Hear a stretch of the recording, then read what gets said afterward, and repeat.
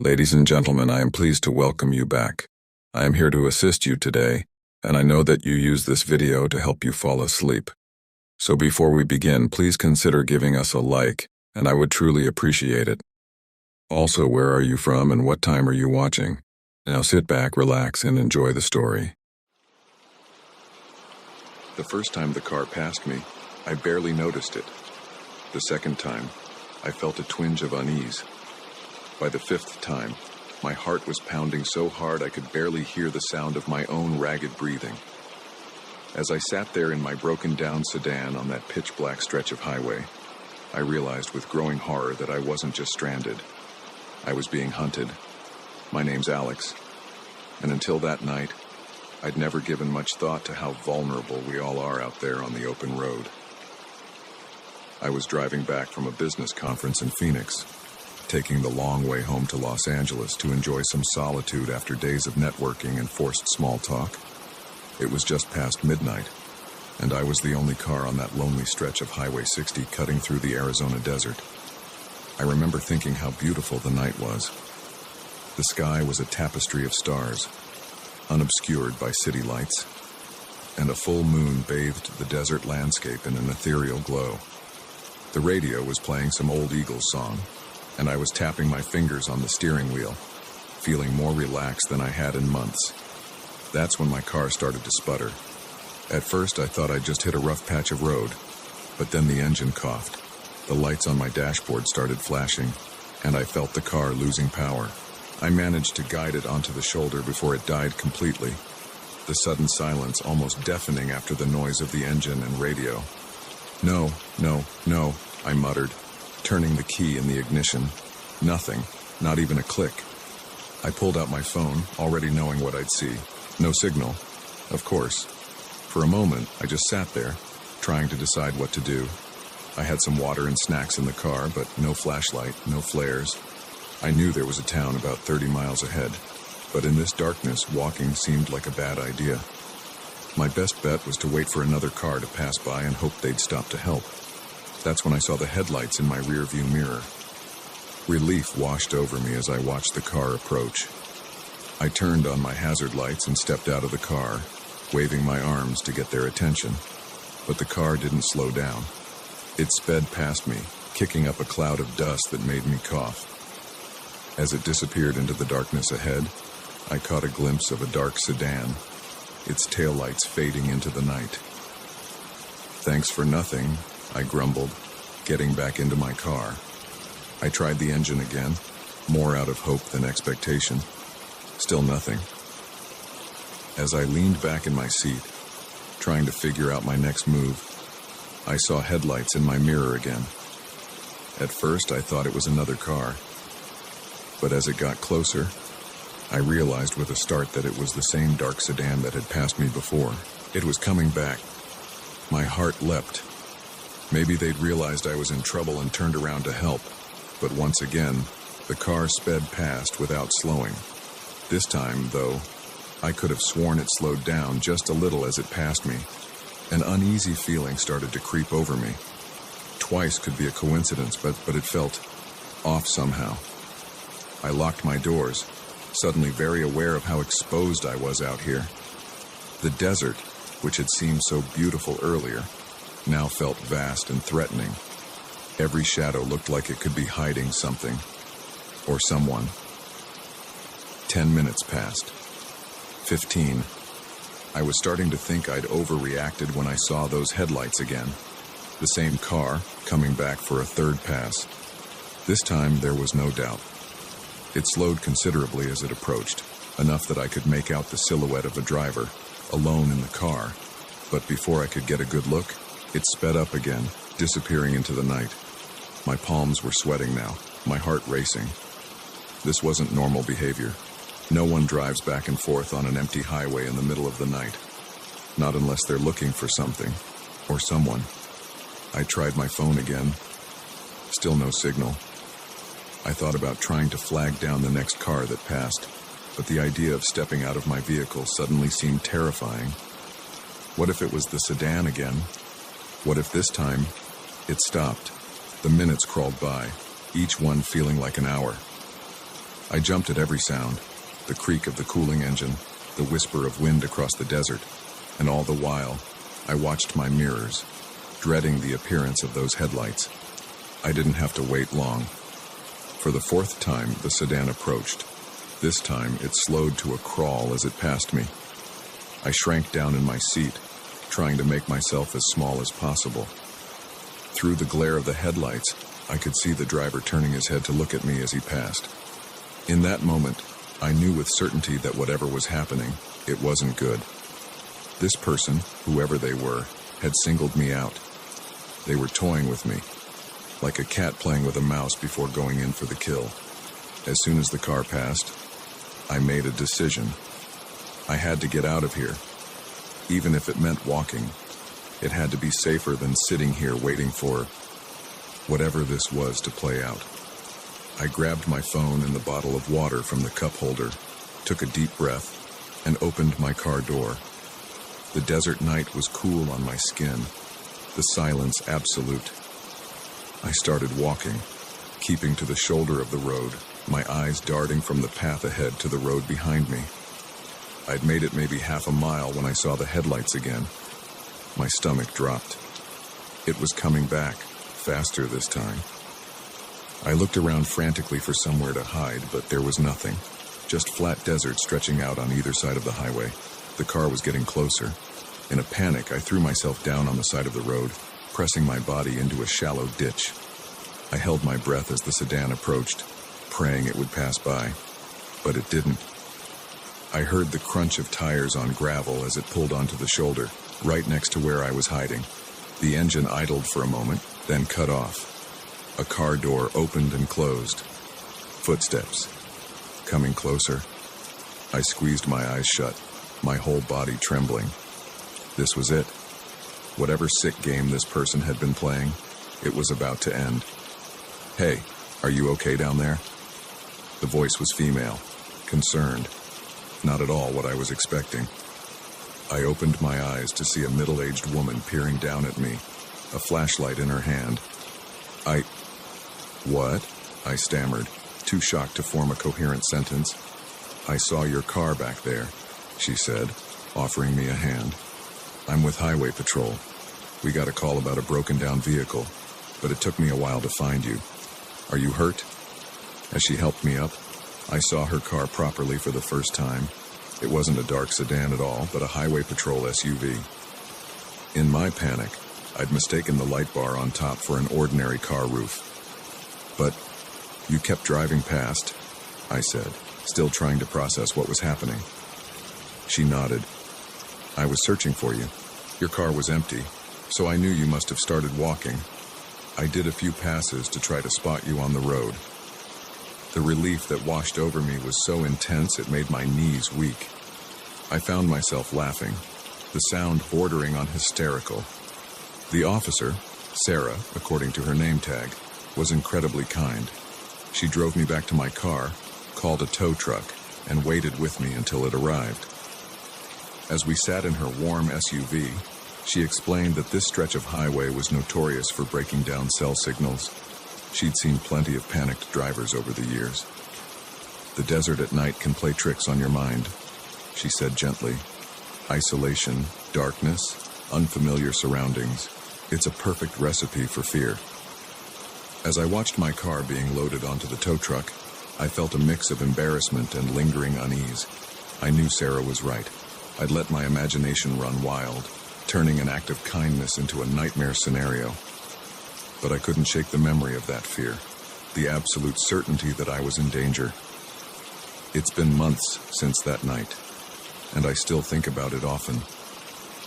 I've driven that stretch of highway several times since then, always in daylight, always with a full tank of gas and a charged phone. And each time, I say a silent thank you to Sarah, the highway patrol officer who unknowingly saved me from my own fears. But sometimes on dark nights when I'm driving alone, I still check my rearview mirror a little more often than necessary. Because the truth is, you never know what's out there on those long, lonely roads. And sometimes, the greatest danger isn't what's lurking in the shadows. It's the shadows our own minds create.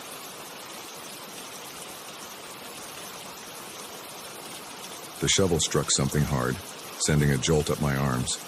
I paused, wiping sweat from my brow with a muddy hand. We'd been digging for hours, and the well was supposed to be nothing but dirt for at least another 10 feet. I called down to my son, Jake, who was working beside me in the hole. "Hey, grab the flashlight, will you?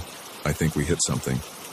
Little did I know, that metallic clang would be the sound that changed everything. I'd inherited this farm from my uncle 6 months ago. It was a fixer-upper, to put it mildly, but it was a chance for a fresh start after the divorce. Jake and I had thrown ourselves into the work, fixing fences, repairing the barn, and now digging a new well. The old one had run dry years ago, and we needed water if we were going to make a go of this place. Jake shone the flashlight where my shovel had struck. The beam reflected off something smooth and metallic, a stark contrast to the dark earth surrounding it. "What is that, Dad?" Jake asked, his voice a mix of curiosity and apprehension. I shrugged, already scraping away more dirt with my hands. "I don't know, Bud. Let's find out." As we dug, the object began to take shape. It was a metal container, about the size of a small suitcase.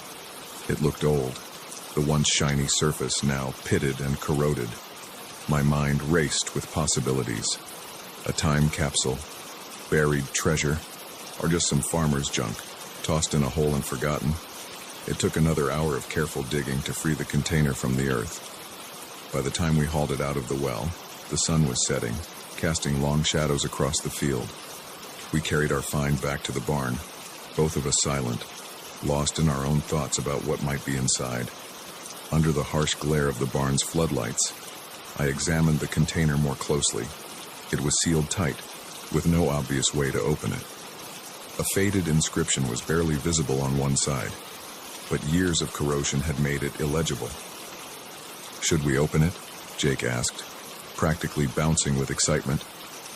I hesitated. Part of me wanted to call the police, or maybe a lawyer. What if this was evidence of something? But curiosity won out. "All right," I said, reaching for a crowbar. "Stand back." It took some effort, but finally, the lid creaked open. The smell hit us first, musty and damp, like an old cellar. Inside, protected by layers of waxy paper, was a stack of documents and photographs. I picked up the first photo, holding it under the light. It showed a young woman, maybe in her early 20s, smiling at the camera. The picture was old, probably from the 1960s, judging by her hairstyle and clothes. I turned it over. On the back, in faded ink, was written, "Sarah Milligan, 1964. Jake peered over my shoulder. Who's that, Dad?" I shook my head. "I don't know." But as I said it, a nagging feeling started in the pit of my stomach. The name Milligan sounded familiar, but I couldn't place why. We spent the next hour going through the contents of the box. There were more photos, all of the same young woman, Sarah, at various locations around what looked like this very farm. There were also letters, newspaper clippings, and a small leather-bound journal. As I flipped through the journal, a yellowed newspaper clipping fell out. The headline made my blood run cold. "Local woman still missing after 3 months." I read the article quickly, my heart pounding. Sarah Milligan had disappeared from her family's farm in the summer of 1964. Despite an extensive search, no trace of her was ever found. The article mentioned that Sarah's father, the owner of the farm, was the primary suspect, but was never charged due to lack of evidence. "Dad?" Jake's voice snapped me back to the present. "What's wrong?" I looked at my son, trying to keep my voice steady. "Jake, I think we just found evidence in a very old missing persons case." His eyes widened. "Really, like a real mystery?" I nodded, my mind racing. "Yeah, Bud, a real mystery." I started gathering up the documents, careful not to disturb them more than necessary. "We need to call the police." The next few hours were a blur. Deputies came out to the farm, followed by detectives and a crime scene unit. Our quiet little farmhouse became the center of a whirlwind of activity. Jake and I were questioned separately, telling and retelling how we'd found the box. It was past midnight when things finally calmed down. The box and its contents had been taken away as evidence, and we'd been told not to discuss the case with anyone, as if we knew anyone to discuss it with. We were still new in town, barely knew our neighbors. I tucked Jake into bed, his head full of excitement about our discovery, but sleep eluded me. I sat at the kitchen table, a cold cup of coffee in front of me, staring out at the darkened fields. What had happened to Sarah Milligan? And why did her name sound so familiar? The next morning, I drove into town, determined to do some digging of my own. The local library was small, but it had archives of the town's newspaper going back decades. I spent hours poring over microfiche, reading everything I could about the Milligan case. Sarah had been 23 when she disappeared, engaged to be married. Her fiancé had reported her missing when she didn't show up for a date. The last person to see her was her father, James Milligan, who claimed she'd left the farm to run errands in town. As I read, pieces started falling into place. James Milligan, that was my uncle's name, the uncle who'd left me this farm. With a growing sense of dread, I realized why Sarah's name had sounded familiar. My mother had mentioned her once, years ago, a cousin who'd gone missing before I was born. I left the library in a daze, my mind reeling. Had my uncle been involved in Sarah's disappearance? Had I inherited not just a farm, but a dark family secret? When I got home, there was a police car in the driveway. Detective Reeves, the lead investigator, was waiting for me. "Mr. Collins," she said as I got out of my truck. "We need to talk." We sat at the kitchen table, the same one where I'd spent a sleepless night. Detective Reeves didn't waste time on pleasantries. "We've identified the DNA on some of the items in the box," she said, her eyes boring into mine. "It matches Sarah Milligan. We're treating this as a homicide investigation now." I nodded, not trusting myself to speak. "Mr. Collins, I have to ask, did you know anything about this before you found that box?" I shook my head vehemently. "No, absolutely not. I inherited this farm from my uncle 6 months ago. I never even met him." She raised an eyebrow. "Your uncle?" I took a deep breath. James Milligan, Sarah's father. Detective Reeves leaned back, surprised. "You're related to the Milligans?" I explained what I'd learned at the library about the connection I'd only just discovered. As I talked, I could see the wheels turning in the detective's mind. "Mr. Collins, I'm going to be straight with you," she said when I finished. "This complicates things. We're going to need to do a thorough search of the property, and I'm afraid you and your son might need to find somewhere else to stay for a while." I nodded, feeling numb. "Of course, whatever you need." The next few weeks were a nightmare. The farm became a crime scene, with police and forensic teams combing every inch of the property. Jake and I moved into a motel in town, watching from afar as our new home was torn apart in search of evidence. The story hit the local news, then went national. Suddenly, our quiet little town was overrun with reporters and true crime enthusiasts. Everyone wanted to know about the mysterious box, about Sarah Milligan, about the farmer who'd inherited a decades-old secret. I tried to shield Jake from the worst of it, but it was impossible to hide everything. He was old enough to understand the basics of what was happening, and his initial excitement about solving a mystery had given way to a more somber understanding of the reality we were facing. It was Jake who asked the question I'd been avoiding. "Dad, do you think Uncle James did it? Do you think he killed Sarah?" I pulled him close, wishing I had a better answer. "I don't know, buddy. I really don't know." As the investigation dragged on, more details emerged. Old case files were reopened, witnesses re-interviewed. The picture that emerged was a sad one. Sarah had wanted to leave the farm, to start a life with her fiancé. James Milligan had opposed the marriage, wanting Sarah to stay and help run the family business. But there was no smoking gun, no confession, just a lot of circumstantial evidence and a family torn apart by secrets and suspicion. Finally, after nearly 2 months, we were allowed to return to the farm. The police had found no other evidence, and while the investigation remained open, They had no reason to keep us from our home. The farm felt different now. Every creaking floorboard, every rustle in the fields seemed to whisper of long-buried secrets. I found myself avoiding the spot where we'd found the box, as if Sarah's ghost might be lingering there. As we settled back into our routines, I couldn't shake the feeling that we were living in the shadow of a tragedy. The farm that was supposed to be our fresh start now felt tainted, haunted by the echoes of the past. But we stayed, partly because we had nowhere else to go, but also because it felt like we owed it to Sarah, to uncover the truth, to bring her story to light after so many years of silence. I don't know if we'll ever know exactly what happened to Sarah Milligan, but I do know that her story and the secrets of this farm are now a part of our lives, and somehow we'll find a way to live with that, to honor her memory while building our own future on this land. Every time I pick up a shovel now, I can't help but wonder what other secrets might be buried beneath our feet, and are some things better left undiscovered?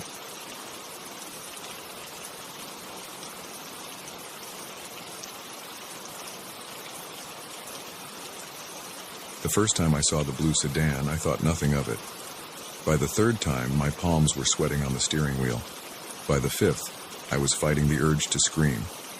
What had started as a carefree road trip with my girlfriend had turned into a nightmare, with every mile bringing us closer to a confrontation I knew we couldn't avoid.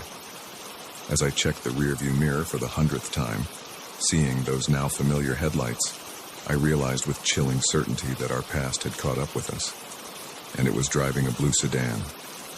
My name's Alex, and until 3 days ago I thought I knew what fear was. I'd been scared before. Who hasn't? But true terror, the kind that seeps into your bones and turns your world upside down, that was new, and it all started with a car that just wouldn't go away. Mia and I had been planning this cross-country road trip for months. Both of us were burned out from our jobs in New York, and we needed a break. The plan was simple: drive from New York to California, taking our time, seeing the sights, and reconnecting with each other away from the stress of the city. The first 2 days were perfect. We sang along to cheesy pop songs, ate too much junk food at roadside diners, and marveled at how big and beautiful the country really was. We were somewhere in the middle of Ohio when I first noticed the blue sedan. It was just a glimpse in my rearview mirror. A nondescript car, maybe a Toyota or Honda, a few cars behind us on the highway. I didn't think anything of it at the time. Why would I? It was just another car on a busy highway. But then we stopped for gas about an hour later, and I saw it pull into a pump across from us. Again, I didn't really register it. Lots of people need gas, right? It wasn't until we stopped for lunch at a diner in the middle of nowhere, Indiana, that the first inkling of unease crept in. As we were leaving, I saw that same blue car pull into the parking lot. The windows were tinted, so I couldn't see the driver, but something about it made the hair on the back of my neck stand up. I mentioned it to Mia as we got back on the road. "Hey, does that blue car look familiar to you?" She glanced back, then shrugged. "Maybe. It's a pretty common car, though. Probably just a coincidence." I tried to believe her, but I couldn't shake the feeling that something was off. I started paying more attention, watching for the car in my mirrors, and sure enough, it was always there, a few cars back, never getting too close but never falling too far behind. By the time we crossed into Illinois, I was certain we were being followed. The blue sedan was always there, at every rest stop, every gas station, every time we pulled over to stretch our legs or take in a view. Mia could see how tense I was getting. "Alex, you're being paranoid," she said, but I could hear the note of uncertainty in her voice. Why would anyone be following us? I didn't have an answer for her. We were just a normal couple on a road trip. Who would want to follow us? But I couldn't deny what I was seeing. As we approached Chicago, I made a decision. "We're going to lose them," I told Mia, taking a sudden exit off the highway. "Alex, what are you doing?" Mia asked, gripping the dashboard as I made a sharp turn onto a side road. "Trust me," I said, my eyes flicking constantly to the rearview mirror. "If they're really following us, we'll know for sure now." I drove us through a maze of suburban streets, making random turns, doubling back on ourselves. For a while, I thought we'd lost them. But then, as we merged back onto a main road, I saw it, the blue sedan, still behind us. "Oh my God," Mia whispered. "You were right." Fear gave way to determination. I pressed down on the accelerator, weaving through traffic, taking random exits and back roads. But no matter what I did, the blue sedan stayed with us, always just within sight. As night fell, we found ourselves on a lonely two-lane highway somewhere in western Illinois. We hadn't seen another car for miles, just us and the blue sedan, its headlights burning in our rearview mirror. "And we need to confront them," I said, my knuckles white on the steering wheel. "This has gone on long enough." Mia looked at me, her face pale in the dashboard lights. "Are you sure that's safe?" I wasn't sure of anything anymore, but I knew we couldn't keep running. We don't have a choice. We're almost out of gas, and we can't keep driving forever. I saw a turnoff ahead, a dirt road leading into a field. Without signaling, I made a sharp turn, kicking up dust as we bumped down the uneven track. The blue sedan followed. About a quarter mile in, I stopped the car and cut the engine. The blue sedan pulled up behind us, its headlights illuminating our car in stark relief. "Stay in the car," I told Mia, my heart pounding so hard I could barely hear my own voice. "Lock the doors. If anything happens, drive away as fast as you can." Before she could protest, I was out of the car, squinting into the glare of the headlights. "Who are you?" I shouted. "Why are you following us?" For a long moment, nothing happened. Then, slowly, the driver's door of the blue sedan opened. A figure stepped out, backlit by the headlights so I couldn't make out any features. "Alex?" A familiar voice called out, and I felt my world tilt sideways. "Is that really you?" As the figure stepped forward, I felt my legs go weak. It was a face I hadn't seen in 5 years, a face I never expected to see again. "Dad?" I whispered. The man who had abandoned my mother and me when I was 17 stood before me, older and grayer, but unmistakably my father. "What are you doing here?" I asked, my voice shaking with a mix of emotions I couldn't even begin to untangle. "Why have you been following us?" He took another step forward, his hands raised as if to show he meant no harm. "I saw you, in Ohio." I couldn't believe it at first. "I've been trying to work up the courage to talk to you." I heard Mia's door open behind me. "Alex, what's going on?" My father's eyes flickered to her, then back to me. "Is this your girlfriend?" I nodded, still too shocked to form words. "I'm sorry," he said, and I could hear the tears in his voice. "I'm so sorry for everything. When I saw you, I couldn't let you go again without trying to make things right." 1,000 questions raced through my mind. Where had he been all these years? Why now? How did he expect to make up for 5 years of absence with a creepy highway stalking routine? But what came out was, "You scared the hell out of us." He laughed, a sad, broken sound. "I know I didn't mean to. I didn't know how to approach you. Every time I worked up the courage, I'd lose it at the last second." Mia came to stand beside me, her hand slipping into mine. "Maybe we should all talk," she said softly. "There's a diner about 10 miles back. We could get some coffee, sort this out." I looked at her, then back at my father. Part of me wanted to get back in the car and drive away, to leave him standing there in the dust like he'd left us all those years ago. But another part, a part I'd thought long dead, wanted answers. "Okay," I said finally. "But we're taking separate cars, and if you try anything funny, we're gone. Understand?" He nodded, relief washing over his face. "Of course, whatever you want, Alex." As we drove to the diner, following the blue sedan this time, Mia squeezed my hand. "Are you okay?" she asked.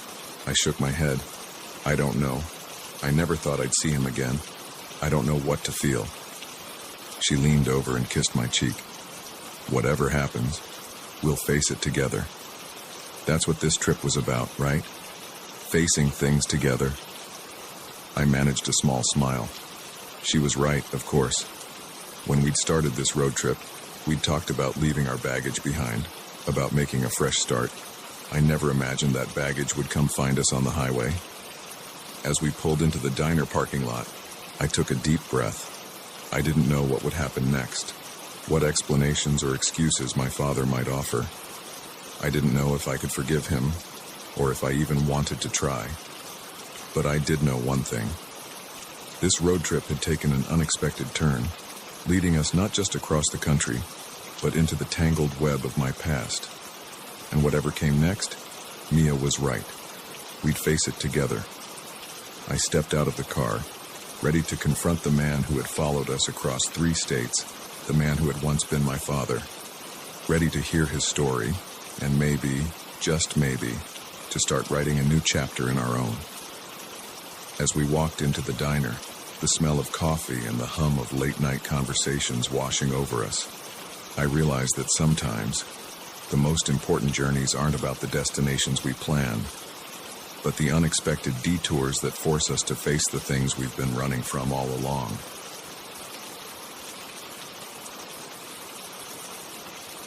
The last time I saw Eliza Thompson, she was laughing. It's an image seared into my memory, her head thrown back, long dark hair catching the golden light of the sunset, the sound of her joy carried away by the sea breeze. I didn't know then that it would be the last time I'd ever see her, that in less than 12 hours, she would vanish without a trace, leaving behind nothing but questions and a growing sense of dread that threatened to swallow us all. I'm getting ahead of myself. Let me start at the beginning. My name is Michael Chen, and I was a security officer aboard the Emerald Princess, a luxury cruise ship making its way through the Caribbean. It was my 3rd year on the job, and I thought I'd seen it all. Drunken brawls, petty theft, the occasional medical emergency, nothing I couldn't handle. But Eliza's disappearance, that was something else entirely. It started like any other day at sea. I began my shift at 6 a.m., making my rounds through the ship's corridors and public areas. Everything was quiet, most passengers still asleep in their cabins. As I passed by the ship's grand atrium, I nodded to Eliza, who was just finishing up her night shift at the reception desk. "Morning, Michael," she said, stifling a yawn. "Anything exciting planned for today?" I shrugged. "Just the usual. You should get some rest. You look beat." She laughed, gathering her things. "Oh, I will. But first, I'm going to watch the sunrise from my favorite spot on the upper deck. Want to join me?" I hesitated. I was on duty, but it was a quiet morning. "Sure, why not? I could use some fresh air." We made our way to a secluded spot on deck 16, leaning against the railing as the sky slowly lightened. Eliza closed her eyes, breathing in the salty air. "I love this," she said softly. "No matter how many cruises I work, this never gets old." I watched her out of the corner of my eye, struck by how peaceful she looked. We'd become friends over the past few months, sharing meals in the crew mess and swapping stories during our off hours. But in that moment, I realized there was still so much I didn't know about her. "How long have you been working on cruise ships?" I asked. She opened her eyes, a wistful smile playing on her lips. 5 years now. It was supposed to be just a gap year thing after college, but I fell in love with it. The travel, the people, the sense of adventure. I nodded, understanding completely. It was why I'd stayed with this job too, despite the long hours and time away from home. We chatted for a while longer as the sun crept above the horizon, painting the sky in brilliant oranges and pinks. Finally, Eliza yawned again. "I should really get some sleep," she said. "Thanks for the company, Michael. See you later." I nodded, watching as she walked away. It was the last time I would see her alive. The rest of my shift passed uneventfully. It wasn't until that evening, during the nightly staff meeting, that I realized something was wrong. Eliza wasn't there. "Has anyone seen Thompson?" Our supervisor, Rita, asked, frowning at her clipboard. She was supposed to start her shift an hour ago. Murmurs of confusion rippled through the room. It wasn't like Eliza to be late, let alone miss a shift entirely. I saw her this morning, I offered. She was heading to her cabin to sleep after the night shift. Rita's frown deepened. Can you go check on her? Make sure she's all right. I nodded, an uneasy feeling settling in my stomach as I made my way to the crew quarters. I knocked on Eliza's door, calling her name. No response. I used my master key to enter, half expecting to find her sound asleep. The cabin was empty. The bed was made, looking like it hadn't been slept in. Eliza's uniform for the evening shift was laid out neatly on a chair. Her phone was on the nightstand, its screen dark. I radioed Rita. She's not here. The cabin looks untouched since this morning. There was a long pause before Rita responded. Initiate search protocol. Now. The next few hours were a blur of activity. We combed every inch of the ship, from the engine room to the uppermost decks. We reviewed security footage, interviewed crew members and passengers, but there was no sign of Eliza. The last confirmed sighting of her was on the security camera outside her cabin at 7:12 a.m. The footage showed her entering her room, closing the door behind her, and then nothing. No footage of her leaving, no sign of disturbance. It was as if she had simply vanished into thin air. As the night wore on and our search turned up nothing, the atmosphere on the ship grew tense. Passengers began to notice the increased security presence, whispering among themselves. Rumors started to spread. By morning, we had to face facts.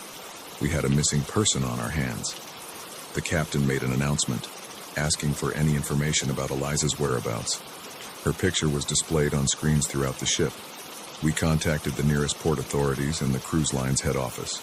A Coast Guard search was initiated, though we all knew the chances of finding someone in the vast expanse of the Caribbean were slim to none. I couldn't shake the feeling that I was somehow responsible. If only I'd walked her to her cabin that morning. If only I'd checked on her sooner. The image of her laughing in the sunrise haunted me. As the investigation ramped up, I found myself recounting every detail of my last interaction with Eliza to a stern-faced detective from the ship's security team. Did she seem nervous? Distracted? Did she mention any plans for the day? He asked. I shook my head. No, she seemed happy, relaxed. She was looking forward to getting some sleep. The detective's eyes narrowed. And you're sure she went into her cabin? Yes, I said, for what felt like the 100th time. The security footage confirms it. He nodded, making a note in his file. And there's no way she could have left without being seen on camera. I hesitated. It shouldn't be possible. The corridor outside the crew cabins is monitored 24/7. But as I said it, a chill ran down my spine. Because if it wasn't possible, then how had it happened? Days passed, and the mystery only deepened. Eliza's cabin was thoroughly searched, revealing nothing out of the ordinary. Her passport, wallet, and all personal belongings were accounted for. There were no signs of a struggle, no evidence of foul play. Theories abounded among the crew and passengers alike. Some believed she had somehow fallen overboard, though how she could have done so without anyone noticing was unclear. Others whispered about suicide, but those who knew Eliza dismissed this outright. She had been happy, with no signs of depression or distress. The most disturbing theory, the one that kept me awake at night, was that someone on the ship was responsible for her disappearance. The thought that one of our passengers or crew members could be a killer walking among us was almost too horrifying to contemplate. As the days turned into weeks, the investigation hit dead end after dead end. The ship completed its scheduled cruise and returned to port, where more intensive forensic work could be done. But even with the full resources of law enforcement brought to bear, no new leads emerged. Eliza's family flew in, their faces drawn with worry and grief. I watched from a distance as they were briefed by the investigators, saw the mother collapse into sobs as the reality of the situation sunk in. I wanted to approach them, to offer some words of comfort, but what could I possibly say? In the end, the Emerald Princess set sail again with a new crew member taking Eliza's place at the reception desk. Life on board returned to normal, or a semblance of it. But for those of us who had known her, who had searched for her, who had been left behind with nothing but questions, things would never be the same. I stayed on with the cruise line, unable to leave while Eliza's fate remained unknown. Each new port brought a flicker of hope that some clue would surface, that someone somewhere might have seen something. But as months passed with no new information, that hope began to fade.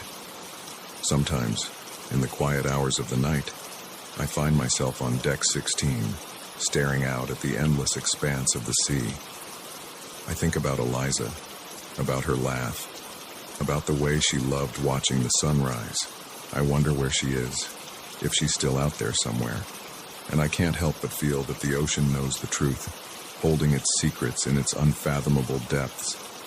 The disappearance of Eliza Thompson remains an unsolved mystery, a ghost story whispered among cruise ship crews. For me, it's a constant reminder of how fragile our sense of security can be, how easily a life can vanish without a trace.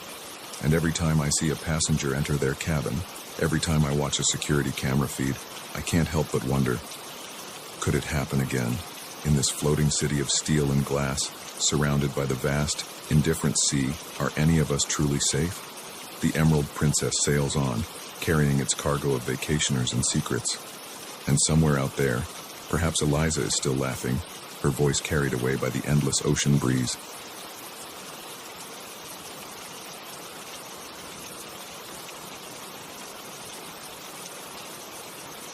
The first slash in the tent canvas was so perfect, so surgical, it almost looked deliberate. I traced my finger along the edge, feeling the frayed nylon threads. Whatever had done this wasn't just sharp, it was wickedly so. And as the fading daylight filtered through that precise cut, casting long shadows across the abandoned campsite, I couldn't shake the feeling that we'd stumbled into something far more sinister than a bear attack. My name's Alex, and I've been hiking the Appalachian Trail with my best friend Jamie T for the past month. We're experienced backpackers, used to the challenges of long-distance trekking. But nothing in our years of outdoor adventures could have prepared us for what we found in that secluded clearing, deep in the heart of the Georgia wilderness. The day had started like any other on the trail. We'd broken camp at dawn, hoping to cover a good 15 miles before nightfall. The weather was perfect, cool and crisp, with just enough breeze to keep the bugs at bay. We'd made good time, pausing only for a quick lunch and the occasional water break. It was late afternoon when Jamie spotted the first sign that something was off. "Hey, Alex," he called, pointing to a tree just off the trail.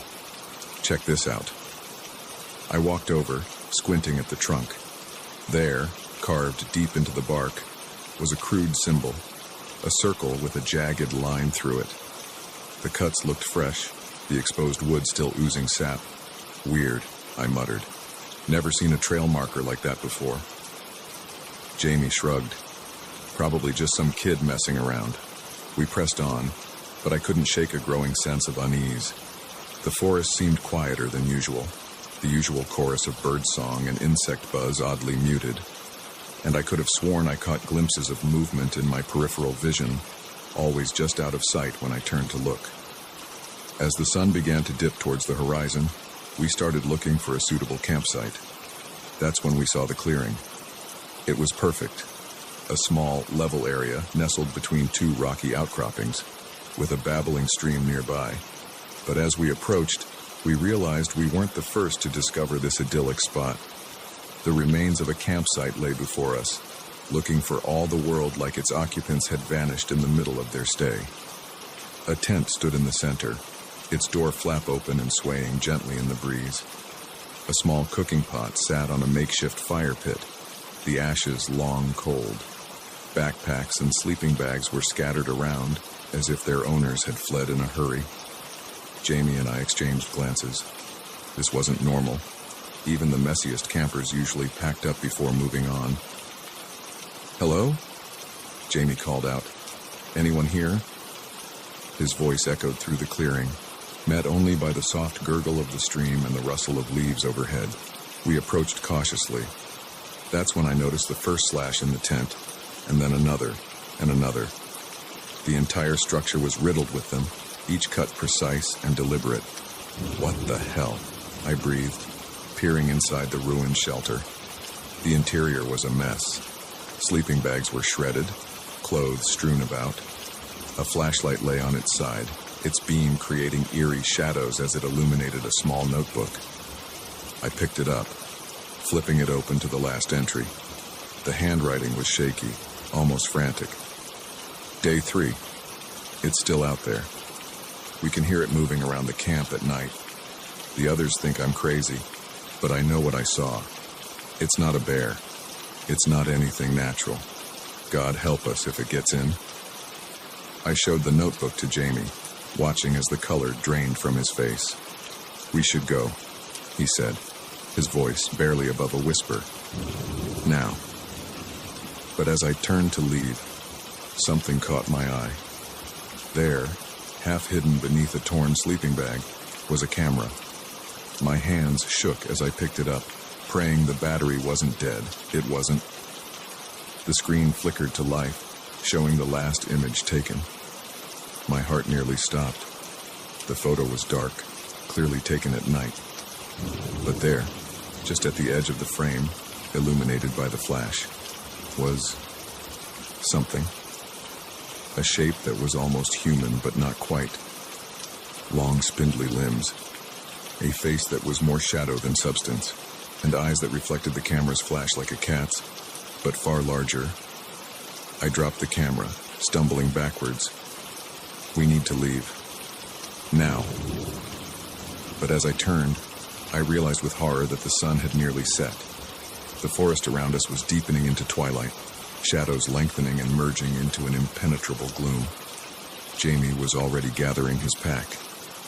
We can make it back to the trail if we hurry, he said, his voice tense. We'll hike through the night if we have to. I nodded, snatching up my own backpack. But as I turned to go, a glint of metal caught my eye.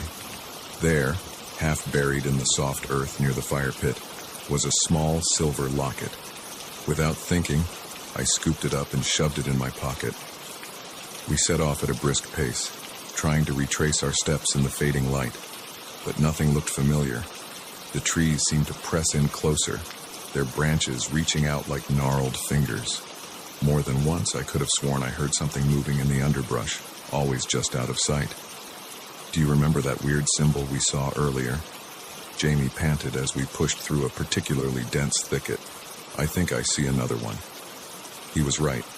There, carved into a massive oak, was the same circle and line symbol we'd spotted before, but this one looked older, the edges of the carving weathered and moss-grown. It's probably just a coincidence, I said, not believing my own words. Come on, we need to keep moving. But as we pressed on, more symbols appeared. Some were fresh, others ancient. They seemed to be guiding us, though to what, I couldn't say. The darkness was nearly complete now, our headlamps creating small islands of light in a sea of blackness. The forest had gone completely silent, save for the crunch of our boots on fallen leaves and the increasingly ragged sound of our breathing. That's when we heard it, a low, guttural sound, somewhere between a growl and a moan. It seemed to come from everywhere and nowhere at once. Jamie froze. What was that? I shook my head, unable to speak. Every instinct screamed at me to run, but I knew that panicking now would only get us more lost. We pushed on, moving as quietly as we could, but the sounds continued, growing closer. Branches snapped behind us. Something rustled in the canopy overhead, and then, just ahead, I saw a flicker of movement. A shape, tall and impossibly thin, slipped between two trees. In the brief flash of my headlamp, I caught a glimpse of pale, elongated limbs and a face that was little more than a dark void with pinpricks of reflected light where eyes should be. "Run!" I yelled, all thought of stealth forgotten. We crashed through the undergrowth, blind panic driving us forward. Branches whipped at our faces, Roots threatened to trip us at every step. The sounds behind us grew louder, a cacophony of inhuman shrieks and growls. I don't know how long we ran. It could have been minutes or hours. But suddenly, miraculously, we burst out onto a wide gravel road. A park ranger station stood just ahead, its windows glowing with welcoming light. We staggered towards it, gasping for breath. As we reached the door, I chanced to look back at the forest we'd just escaped. There, at the edge of the trees, stood a figure, tall, impossibly thin, with limbs that seemed too long for its body. It raised a hand, more claw than human appendage, and for a moment, I thought it would pursue us into the light.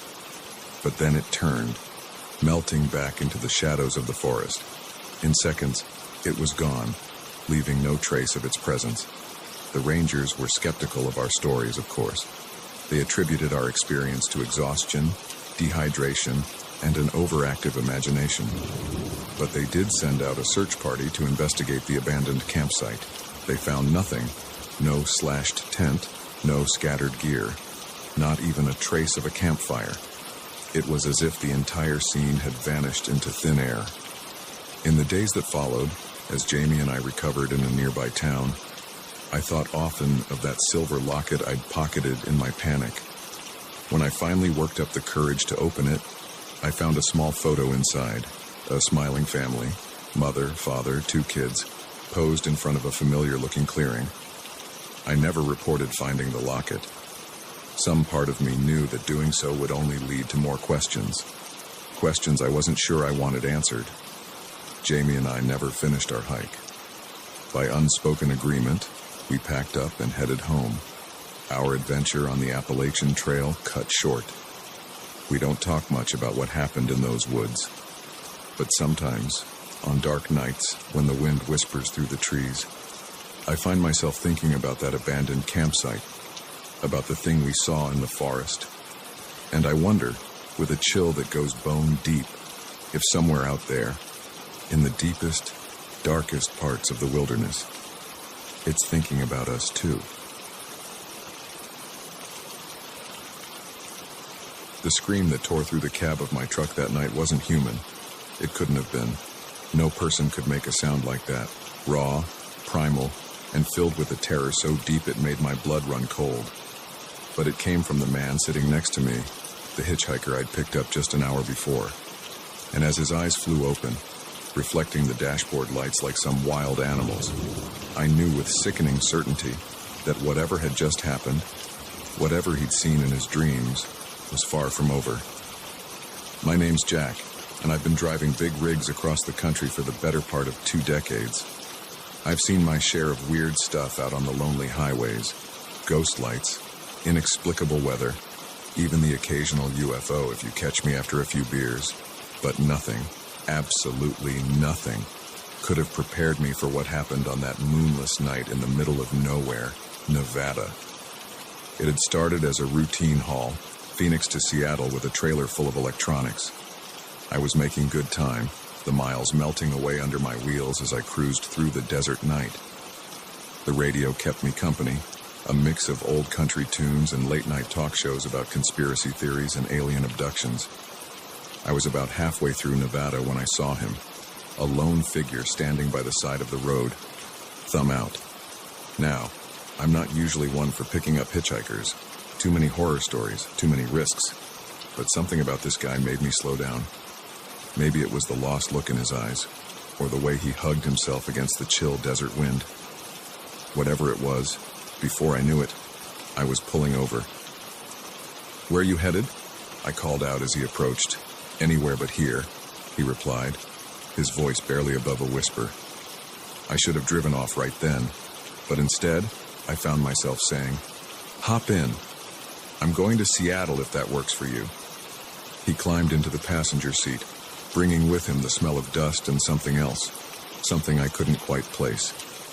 Up close, he looked young, maybe mid-20s, with shaggy brown hair and eyes that seemed to dart nervously around the cab. "I'm Jack," I said, pulling back onto the highway. "Mike," he replied, not meeting my gaze. "Thanks for the ride."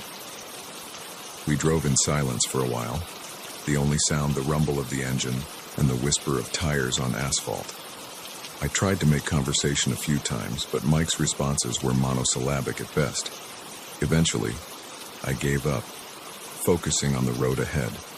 It was about an hour later when I noticed Mike had fallen asleep, his head lolling against the window.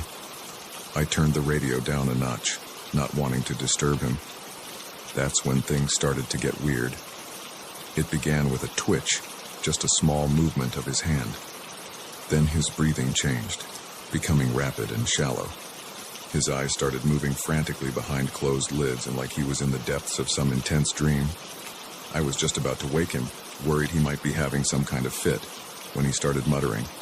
At first, it was too low to make out, but it quickly grew louder.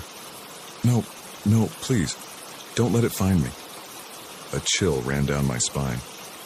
His voice was filled with pure, unadulterated fear. "Hey, buddy," I said, reaching out to shake his shoulder. "Wake up, you're having a nightmare." But he didn't wake. Instead, his muttering grew more frantic, his body starting to thrash in the seat. "It's coming. Oh God, it's coming. Can't you see it? Can't you see its eyes?" And that's when he let out that scream, the one that made me nearly drive off the road. His eyes flew open, wild and unfocused, reflecting the green glow of the dashboard like some nocturnal animal. I managed to pull over, my heart pounding in my chest. Mike, snap out of it." He turned to look at me, but his eyes seemed to be seeing something else, something beyond me. "It followed me," he whispered, his voice hoarse from screaming. "Oh God, Jack, it followed me into the truck." I felt the hairs on the back of my neck stand up. "What followed you, Mike?" "There's nothing here but us." He shook his head violently. "You can't see it, but it's here. It's always here." His eyes darted around the cab, following something invisible. "We have to get out, now." Before I could stop him, he'd thrown open the passenger door and leapt out into the night. I cursed, fumbling with my seatbelt before following him. The desert night was cold and still, the only sound the tick of the cooling engine and Mike's ragged breathing. He stood a few feet from the truck, arms wrapped around himself, shaking like a leaf. "Mike," I said, approaching him slowly like you would a spooked animal. "What's going on? What do you think is following you?" He turned to me, his face pale in the truck's headlights. "I don't know what it is, but it's been after me for days, ever since I found that thing in the desert." "What thing?" I asked, a sick feeling growing in my gut. Mike reached into his pocket with a shaking hand, pulling out what looked like a small stone, but as he held it up, I realized it wasn't a stone at all. It was some kind of artifact, carved with intricate symbols I'd never seen before. In the harsh glare of the headlights, it seemed to shimmer and shift, as if the symbols were moving. "I found this out there," Mike said, gesturing vaguely at the dark expanse of desert around us. "In some kind of old ruin. I thought it might be worth something." He laughed bitterly. I didn't know it would wake it up." "Wake what up?" I asked, though I wasn't sure I wanted to know the answer. Mike's eyes met mine, filled with a terror that made my blood run cold. The thing that lives in the spaces between, the thing that hunts in dreams, it wants this back. He held up the artifact, and it wants me for taking it. I wanted to tell him he was crazy, that he'd just had a nightmare, that there was no monster hunting him. But the conviction in his voice, the raw fear in his eyes, it was impossible to dismiss. "Okay," I said, trying to keep my voice calm. "Okay, so why don't we just give it back? Throw that thing away and be done with it." Mike shook his head frantically. "I've tried. It doesn't work like that. It's like it's attached to me now. The only way to get rid of it is to pass it on to someone else, to make them take it." A chill ran down my spine as I realized what he was saying. "That's why you were hitchhiking. You were trying to give it to someone else." He nodded, tears streaming down his face. "I'm sorry. I'm so sorry. I didn't want to." but I can't take it anymore. The dreams, the visions, it's driving me insane. I took a step back, suddenly very aware of how isolated we were out here in the desert night. Mike, I won't take that thing. Please, he begged, holding out the artifact. Please, I can't do this anymore. Just take it. You'll see, you'll understand. For a moment, I was tempted. The artifact seemed to call to me, the symbols swirling in a mesmerizing dance. But then I shook my head, snapping out of it. No, I said firmly. I won't do it, Mike, but I'll help you. We'll figure this out together, okay? There's got to be a way to get rid of that thing without passing it on. Mike stared at me for a long moment, his expression unreadable. Then, slowly, he nodded. Okay, he whispered. Okay, we'll try. We got back in the truck, the artifact safely wrapped in a cloth and stowed in the glove compartment. As we pulled back onto the highway, I couldn't shake the feeling that something had changed. The night seemed darker, the shadows deeper, and more than once, I could have sworn I saw something moving just at the edge of my headlights, something tall and thin with too many limbs. I don't know what happened to Mike after I dropped him off in Reno. He said he was going to find an expert, someone who could help him get rid of the artifact for good. I gave him my number, made him promise to call and let me know he was okay. It's been 3 months and I haven't heard from him. Sometimes on long night drives through the desert, I find myself scanning the side of the road, half expecting to see him standing there, thumb out. And sometimes, in the moments between sleeping and waking, I see shapes in the shadows of my room. Tall, twisted shapes with too many eyes. I tell myself it's just my imagination, just the lingering effects of that strange night. But deep down, I know the truth. Whatever was hunting Mike that night, whatever lived in his dreams, it's out there still, waiting, watching. And sometimes, when the night is darkest and the road stretches endlessly before me, I can't shake the feeling that it's watching me too.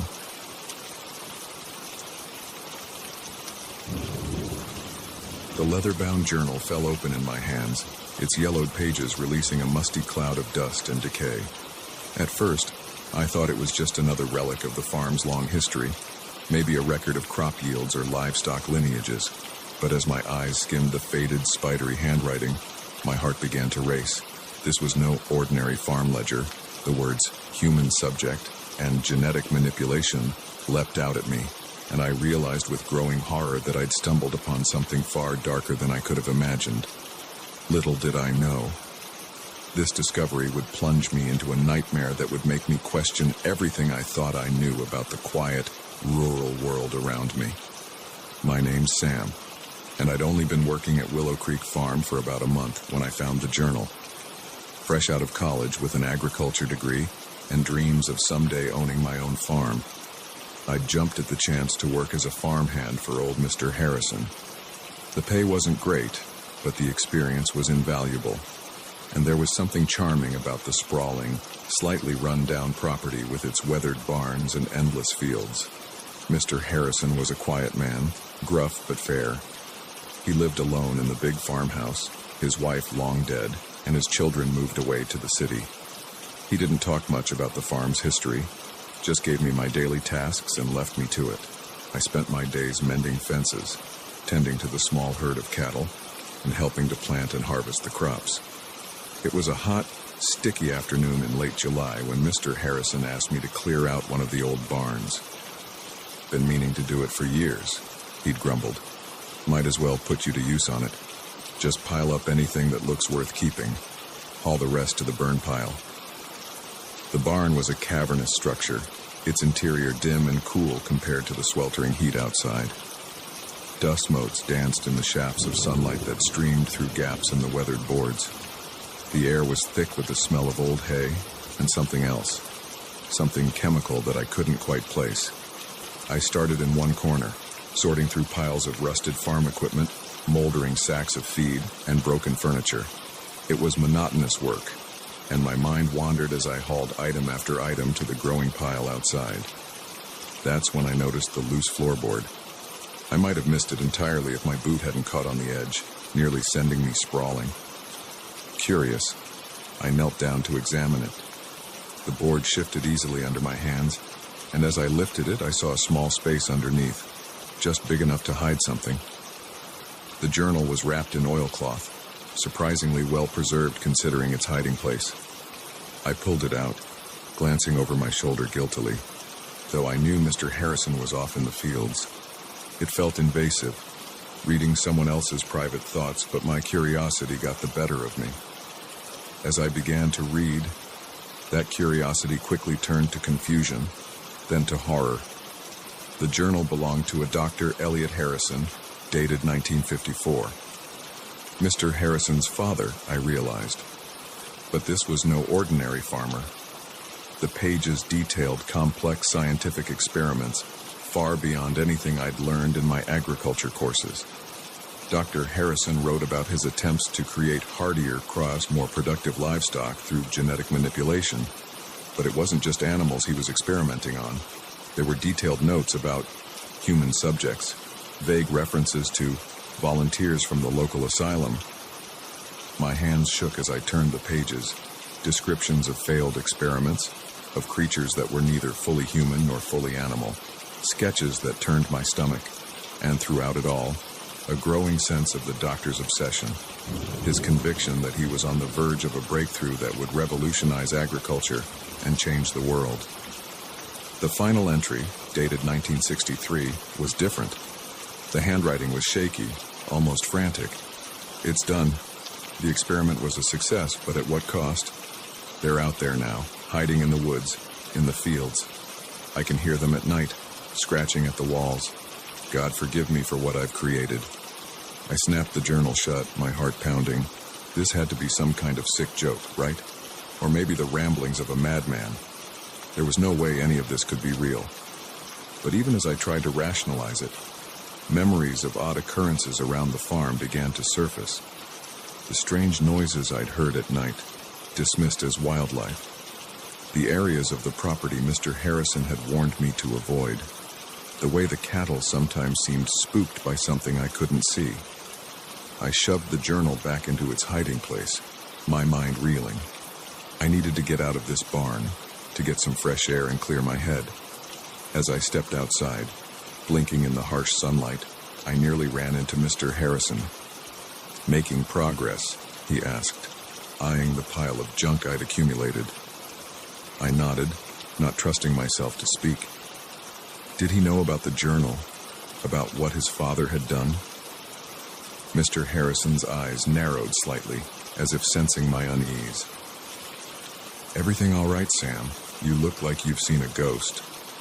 "I'm fine," I managed to say. "Just, it's hot in there. Needed some air." He nodded slowly. "Well, don't work too hard. Come on up to the house when you're done. I'll fix us some dinner." I watched him walk away, trying to reconcile the kind, if gruff old man I knew with the dark history I'd just uncovered. Was he continuing his father's work? Or was he just as much a victim of it as anyone else? That night, as I lay in bed in the small apartment above the garage that Mr. Harrison had given me, I couldn't sleep. Every creak of the old building, every rustle from the fields outside, set my nerves on edge. I kept thinking about the journal, about the creatures Dr. Harrison had written about. Were they still out there, after all these years? A sudden noise outside my window made me bolt upright. It was a strange, guttural sound, unlike anything I'd ever heard before. My heart pounding, I crept to the window and peered out into the darkness. At first I saw nothing, but then movement caught my eye. Something was moving in the field beyond the barn. Something large, and definitely not a cow. Its movements were jerky, unnatural, and then it turned, and I caught a glimpse of its face in the moonlight. I stumbled back from the window, biting back a scream. What I'd seen, it wasn't human, but it wasn't fully animal either. It was something in between, something that should not exist. I spent the rest of the night huddled in my bed, every muscle tense, listening to the sounds of movement outside. When dawn finally broke, I was exhausted but relieved. Surely, in the light of day, everything would make sense again. But as the days passed, strange occurrences began to multiply. Tools would go missing, only to turn up in odd places. The cattle grew increasingly agitated, especially at night, and more than once I caught Mr. Harrison staring off into the woods with a troubled expression. I thought about leaving, about packing up my things and getting as far away from Willow Creek Farm as I could. But something held me back. Curiosity, maybe, or a sense of responsibility. Whatever Dr. Harrison had done, whatever he'd created, it was still out there. And maybe, just maybe, there was something I could do about it. I began my own investigations, carefully at first. I reread the journal, making notes, trying to understand the science behind Dr. Harrison's experiments. I explored the far reaches of the property, areas Mr. Harrison had told me to avoid, looking for signs of the creatures. And slowly, I started to piece together the truth. The experiments hadn't ended with Dr. Harrison's last journal entry. They'd continued, passed down from father to son. Mr. Harrison wasn't just aware of what his father had done. He was trying to fix it. It all came to a head one stormy night in late August. I was awakened by the sound of breaking glass and Mr. Harrison's shouts. I raced to the farmhouse, rain lashing at my face, to find the front door splintered and hanging off its hinges. Inside, the scene was chaos. Furniture overturned, claw marks scoring the walls. And there, in the center of the living room, stood Mr. Harrison, facing off against a creature that defied description, part human, part animal. Its body a patchwork of mismatched parts, its eyes glowing with an unnatural intelligence. "Sam!" Mr. Harrison yelled when he saw me. "The syringe!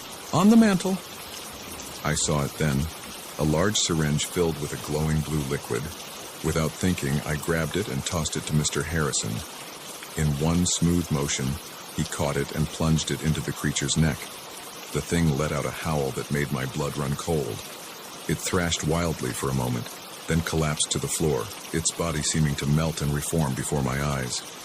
In moments, all that was left was an unconscious, very human-looking man.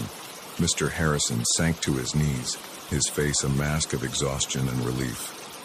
"It's over," he murmured. "It's finally over." In the days that followed, Mr. Harrison told me everything. How his father's experiments had created a handful of hybrid creatures, how they'd hidden in the woods for decades, occasionally venturing out to terrorize the farm, how he'd spent his life trying to find a cure, a way to reverse what his father had done.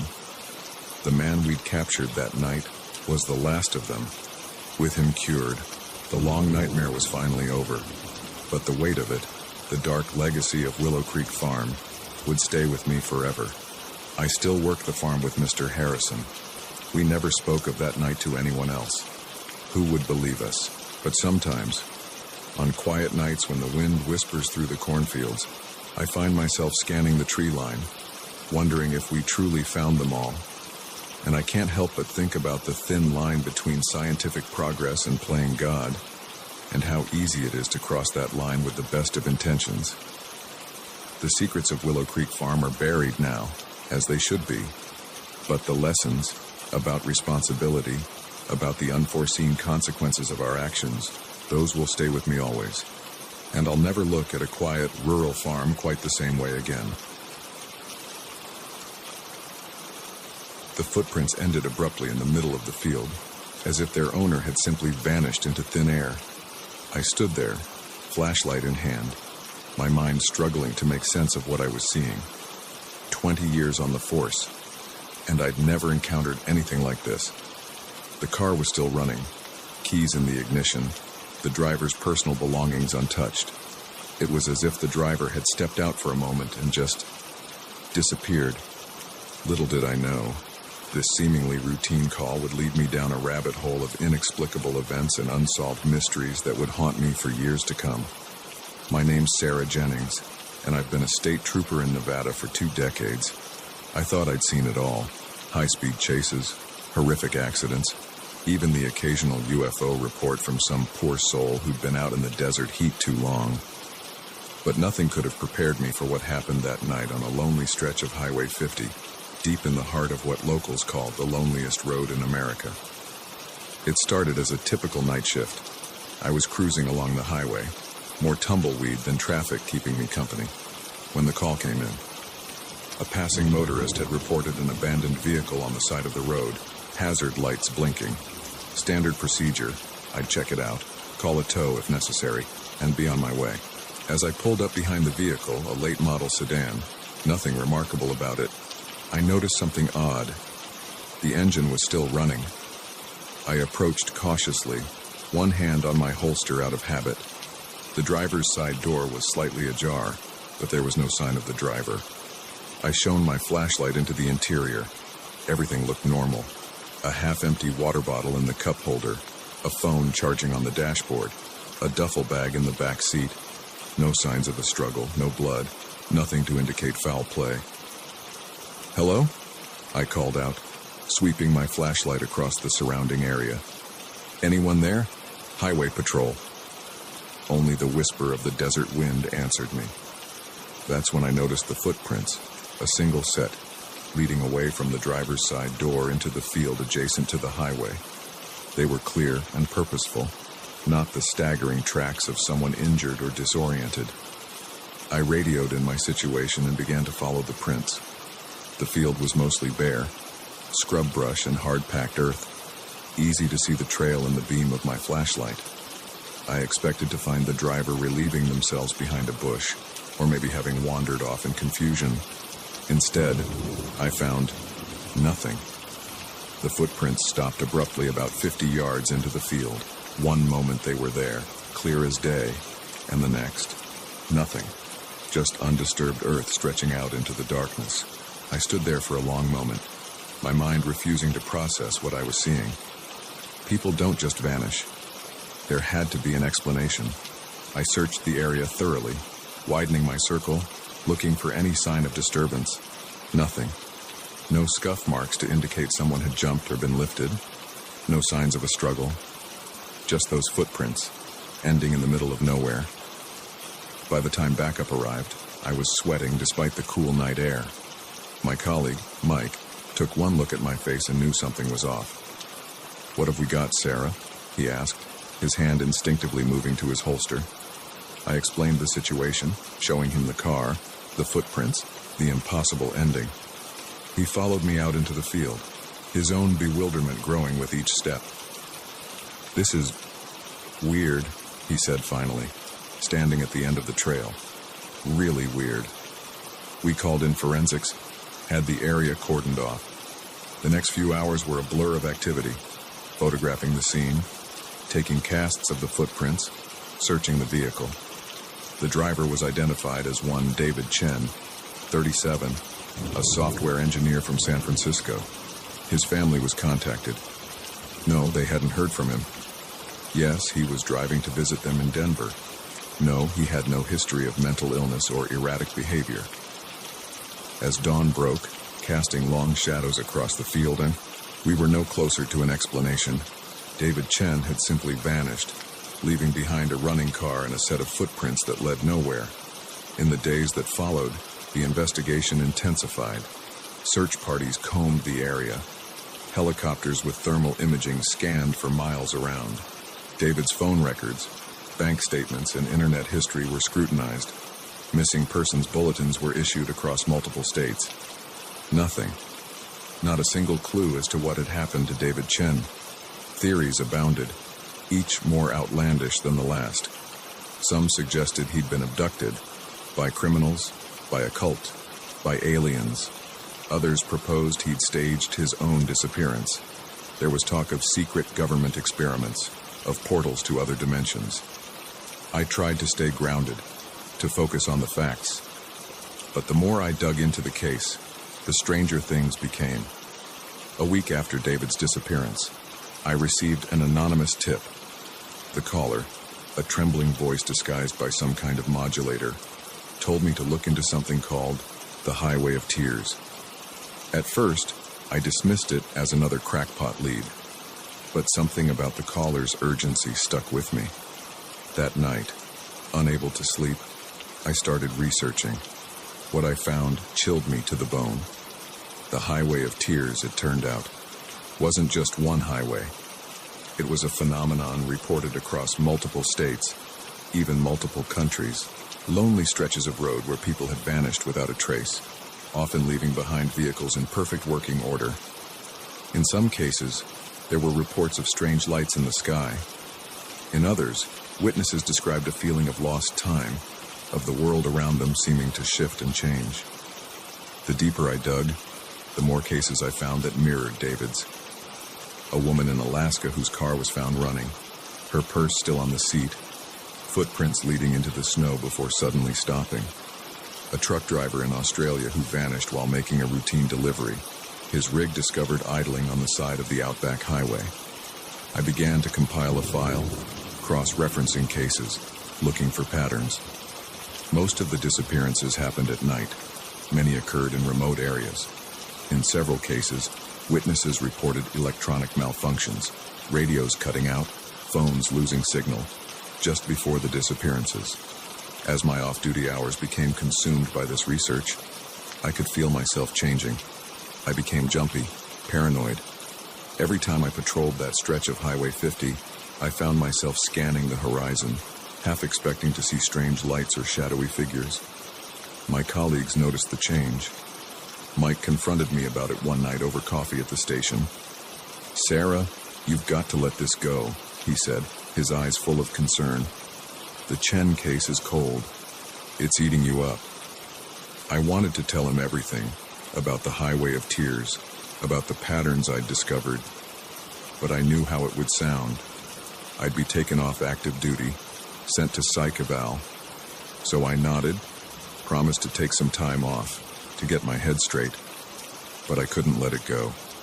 The next night, I found myself back on Highway 50, off duty, my personal vehicle loaded with cameras and scanning equipment I'd borrowed from a friend in the UFO watching community.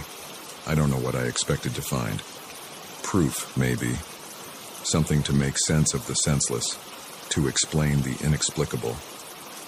What I got was something else entirely. It was just after midnight when my radio started to crackle with static. At first, I thought nothing of it. Reception was spotty out here at the best of times, but then I noticed the lights on my dashboard flickering. My headlights dimmed, then brightened, then dimmed again. Heart pounding. I pulled over to the side of the road. This was it. The electronic interference reported in other cases. I grabbed my camera, ready to document whatever came next. That's when I saw it. A light in the field beside the highway. Not a flashlight or a vehicle headlight, but something different. It pulsed with a soft, bluish glow, hovering about 6 feet off the ground. I stepped out of my car, camera forgotten in my hand. The light seemed to beckon to me, pulling me forward. I took one step, then another. Somewhere in the back of my mind, a voice was screaming at me to stop, to get back in the car, to drive away as fast as I could. But it was drowned out by an overwhelming sense of curiosity, of longing. I had to know what the light was, had to understand. I don't know how long I walked. Time seemed to lose all meaning. The light stayed just ahead of me, always just out of reach. I was vaguely aware of my feet moving, of the brush scraping against my legs. And then, suddenly, the light was gone. I blinked, disoriented, the spell broken. I found myself standing in the middle of the field, no idea how far I'd come. I turned back toward the highway, expecting to see my car's headlights. There was nothing. No car, no highway, just empty desert stretching out in all directions, silvered by the light of a moon I didn't remember seeing earlier. Panic set in. I spun around trying to get my bearings. That's when I saw them. Footprints in the dirt. My footprints, leading to where I stood. And beyond them, another set of prints. Familiar prints that I'd seen once before, ending abruptly in the middle of nowhere. I stood there, my mind reeling, as the full weight of my situation crashed down upon me. I understood now. I was no longer the investigator. I had become part of the mystery. As the first light of dawn began to creep across the horizon, I made a decision. I would follow those footprints, David Chen's footprints. Whatever had happened to him, whatever lay beyond that impossible ending, I would find out. I took a deep breath, steeling myself for whatever came next. Then I stepped forward, leaving my own trail of footprints in the desert sand. Somewhere out there, in the vast emptiness of the Nevada desert, there's an abandoned car with its engine still running, and a set of footprints leading nowhere. The highway of tears had claimed another victim, and I had become just another unsolved mystery on the loneliest road in America.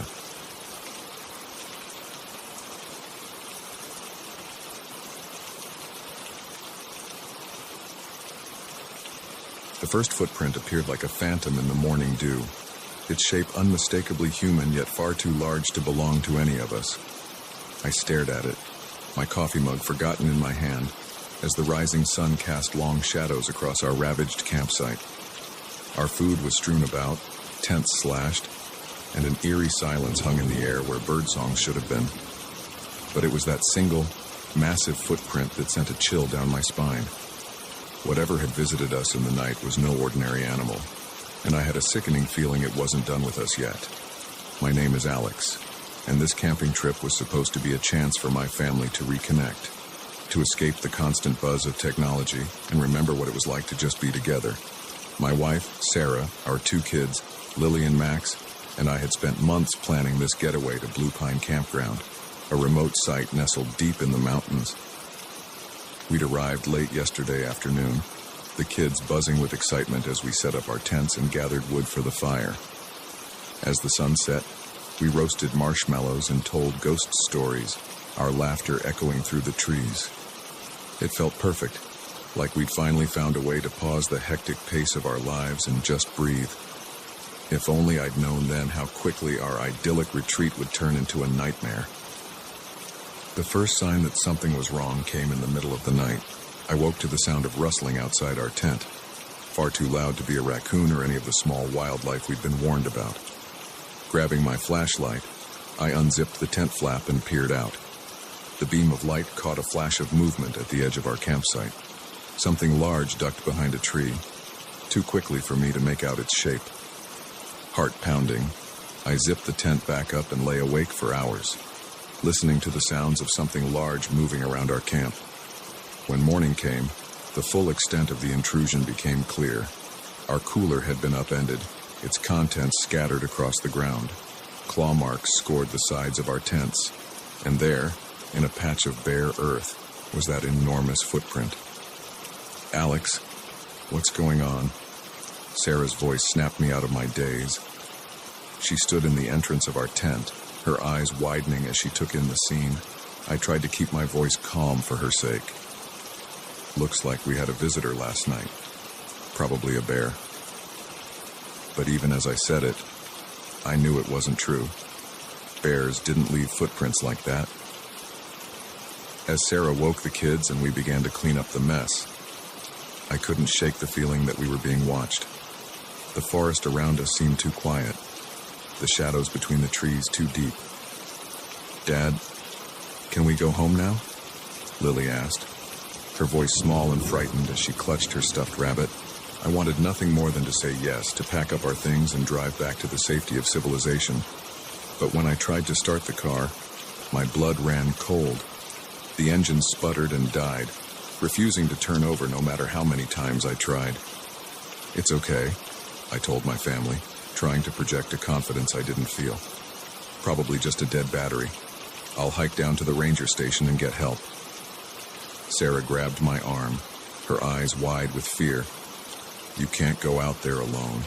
What if whatever did this is still out there?" I hesitated. She was right, of course, but what choice did we have? In the end, we decided to stick together. We packed some supplies and started down the trail towards the ranger station. It was only 5 miles, an easy hike under normal circumstances, but with every snapping twig and rustle in the underbrush, Our nerves frayed a little more. We were about halfway there when Max spotted it. Another footprint, this one pressed into a patch of mud beside the trail.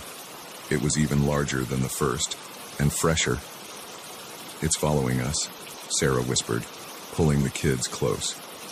I wanted to reassure her, to say it was probably just coincidence, but the words stuck in my throat, because deep down, I knew she was right. We picked up our pace, the kids whimpering as branches scratched at their arms and legs. The sun was starting to set, the forest growing darker by the minute, and still the ranger station seemed no closer. That's when we heard it, a low, rumbling growl that seemed to come from everywhere and nowhere at once. Lily screamed, and Max burst into tears. "Run!" I yelled, scooping up Lily as Sarah grabbed Max's hand. We tore down the trail, blind panic driving us forward. Branches whipped at our faces, roots threatened to trip us at every step. And all the while, that growl grew louder, closer. I chanced to look back and immediately wished I hadn't. Something was moving through the trees behind us, something massive and dark. I caught a glimpse of glowing eyes and a flash of teeth before I turned back, running faster than I ever had in my life.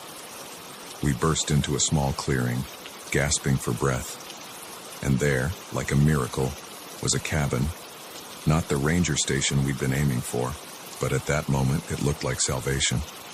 I didn't stop to question our luck. We raced for the door, praying it would be unlocked. The handle turned under my grip, and we tumbled inside, slamming the door behind us.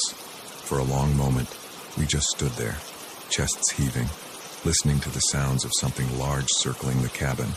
Scratching noises came from the walls, and a low, frustrated growl echoed through the night. "What is it, Daddy?" Lily whimpered, burying her face in my shoulder. "I don't know, sweetheart," I said, stroking her hair. "But we're safe in here. It can't get us." As our eyes adjusted to the gloom, we began to take in our surroundings. The cabin was small, just one room with a fireplace, a few pieces of rustic furniture, and shelves lined with canned goods and supplies. It looked like some kind of emergency shelter or hunting cabin. Sarah found some lanterns and lit them, casting a warm glow around the room. As the kids huddled together on a threadbare couch, she pulled me aside. "Alex, what are we going to do?" she whispered, her voice trembling. "What if it doesn't leave?" I took a deep breath, trying to think rationally. "We've got shelter, and it looks like there's enough food here to last a while. We'll wait it out. Someone's bound to come looking for us eventually." But as the night wore on, that confidence began to waver. The creature outside showed no signs of leaving. We could hear it moving around the cabin, testing the walls and door. Occasionally, it would let out a roar that made the windows rattle. The kids finally fell into an uneasy sleep, exhausted from the day's terror. Sarah and I took turns keeping watch, peering out the windows into the darkness. It was during my watch, in the darkest hours of the night, that I saw it clearly for the first time. The moon had come out from behind the clouds, illuminating the clearing in front of the cabin, and there, standing at the edge of the trees, was a creature that shouldn't exist. It was massive, easily 8 feet tall, with a body that seemed to be a patchwork of animal parts. Thick fur covered most of its body, but I could see patches of scales and what looked like feathers. Its face was a nightmarish blend of bear and something almost human, with eyes that glowed an unnatural yellow in the moonlight. As I watched, frozen in horror, it turned those glowing eyes directly towards me, and then, impossibly, it smiled, revealing rows of razor-sharp teeth. I stumbled back from the window, my heart pounding so hard I thought it might burst from my chest. This couldn't be real. Creatures like that didn't exist. They couldn't. But the growl that rumbled through the night was very, very real. I don't know how long we stayed in that cabin. Days blurred together, marked only by the rising and setting of the sun and the constant presence of the creature outside. We rationed the food carefully, knowing we might be in for a long wait.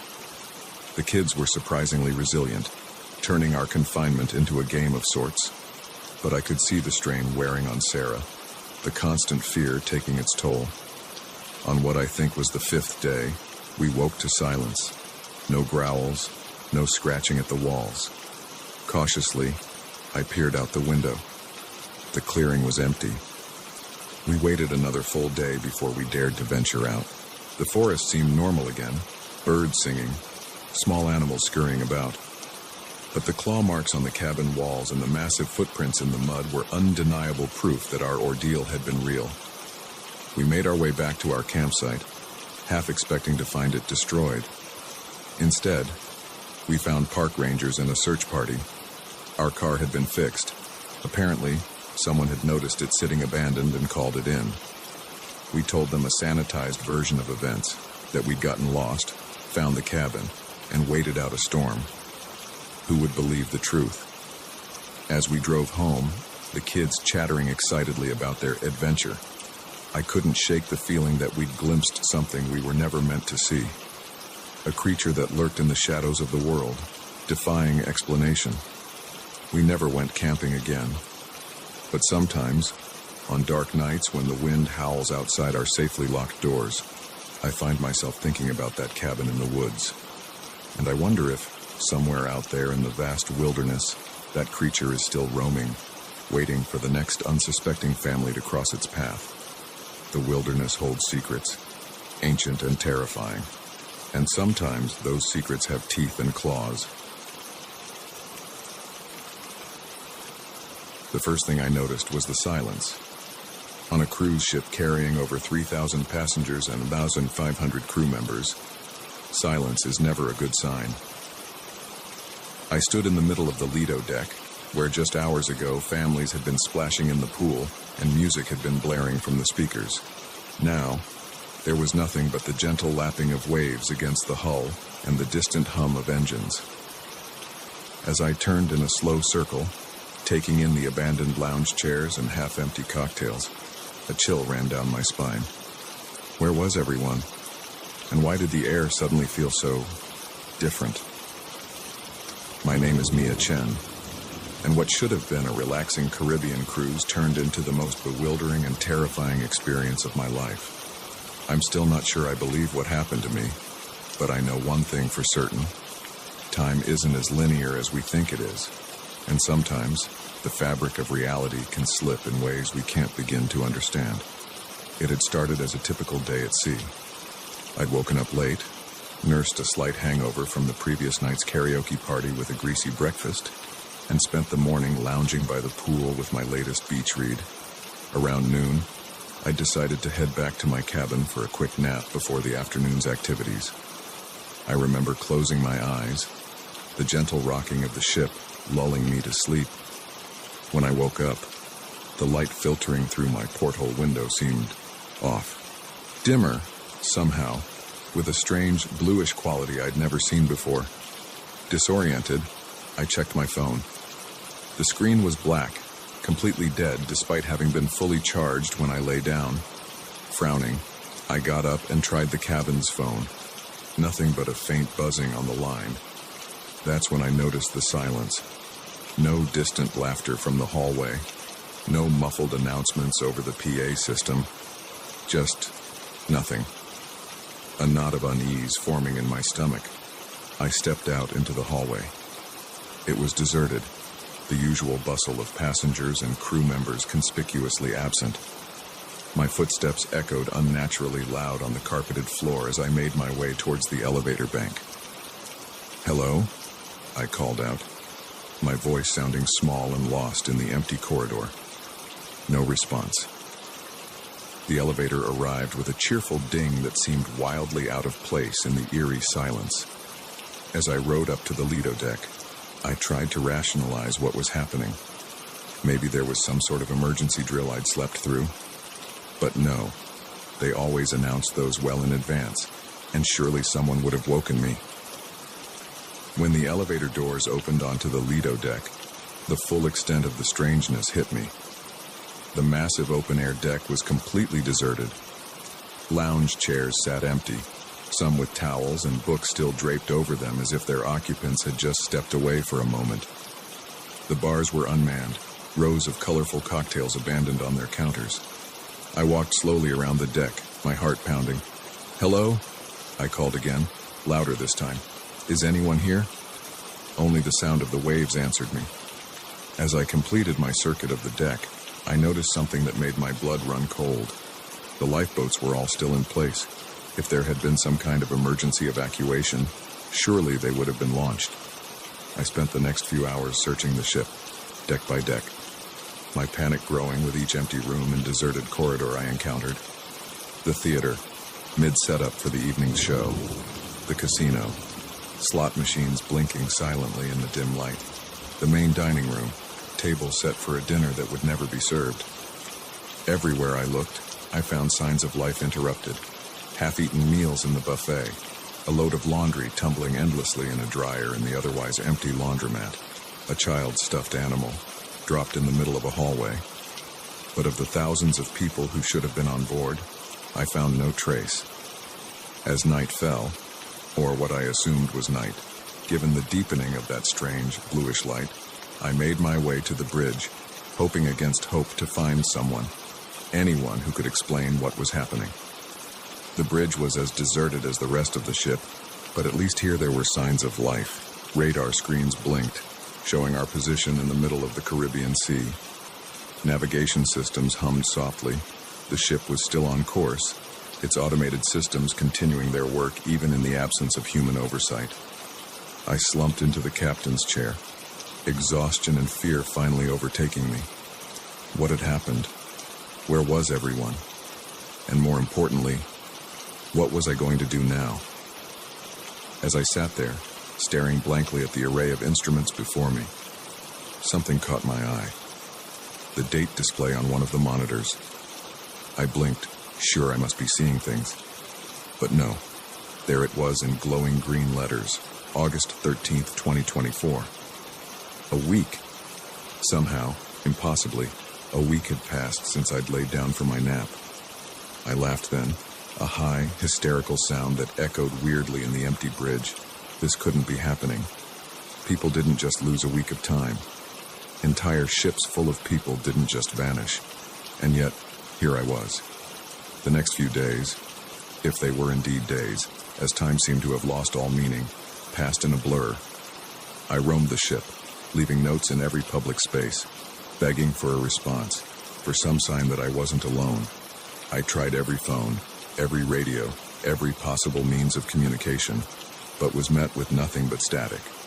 I ate from the slowly rotting supplies in the ship's massive kitchens, slept fitfully in a different cabin each night, and tried to keep myself sane by talking out loud, narrating my actions as if I was the protagonist in some bizarre reality show.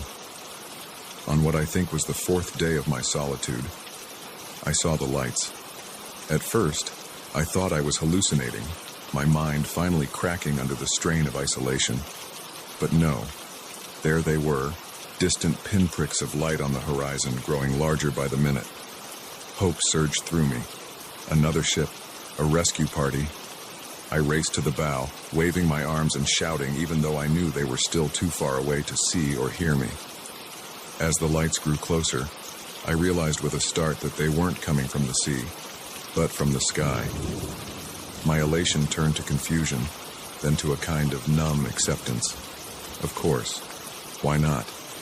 After everything else, why shouldn't there be strange lights in the sky? The lights descended slowly, hovering over the ship. They were beautiful, pulsing with colors I had no names for, casting shimmering reflections on the calm sea. As I watched, a beam of light shot down from the center of the formation, touching the deck just a few feet away from me. And then, as suddenly as they had appeared, the lights vanished, and I was no longer alone. The deck was filled with people, passengers in swimsuits and sundresses, crew members in their crisp uniforms. They milled about in confusion, voices rising in a babble of questions and exclamations. What happened? Where did everyone go? Was I dreaming? I stood frozen, unable to comprehend what I was seeing. A man in a captain's uniform strode purposefully towards me, his face a mask of concern. "Miss, are you all right? You look pale." I opened my mouth, but no words came out.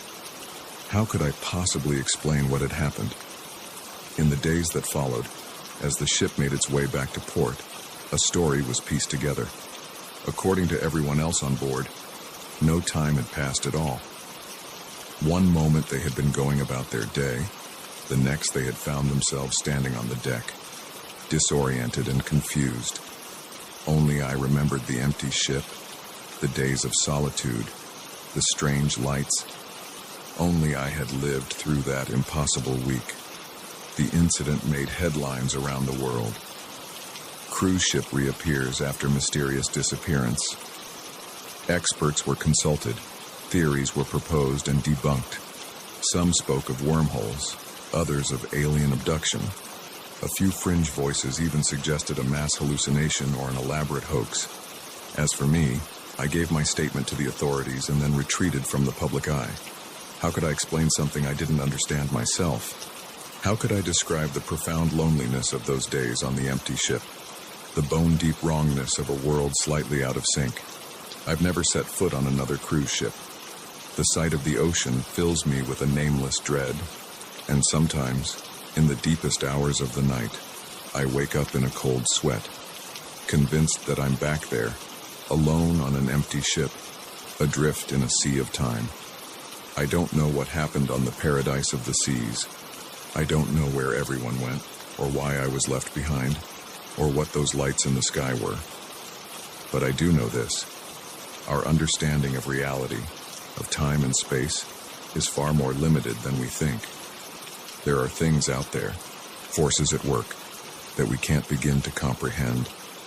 And sometimes, if we're very unlucky, we catch a glimpse of them. A peek behind the curtain of reality, into the vast, terrifying unknown that lies beyond. I got that glimpse, and it changed me forever.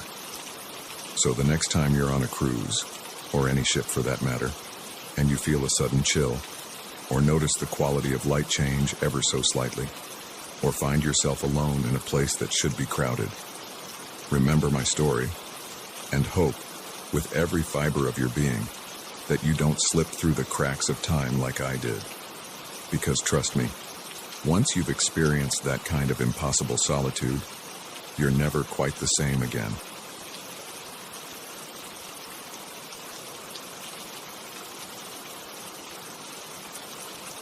The scratching started on the first night, a faint, persistent sound that could have been tree branches against the cabin's wooden walls, if not for the absolute stillness of the air outside.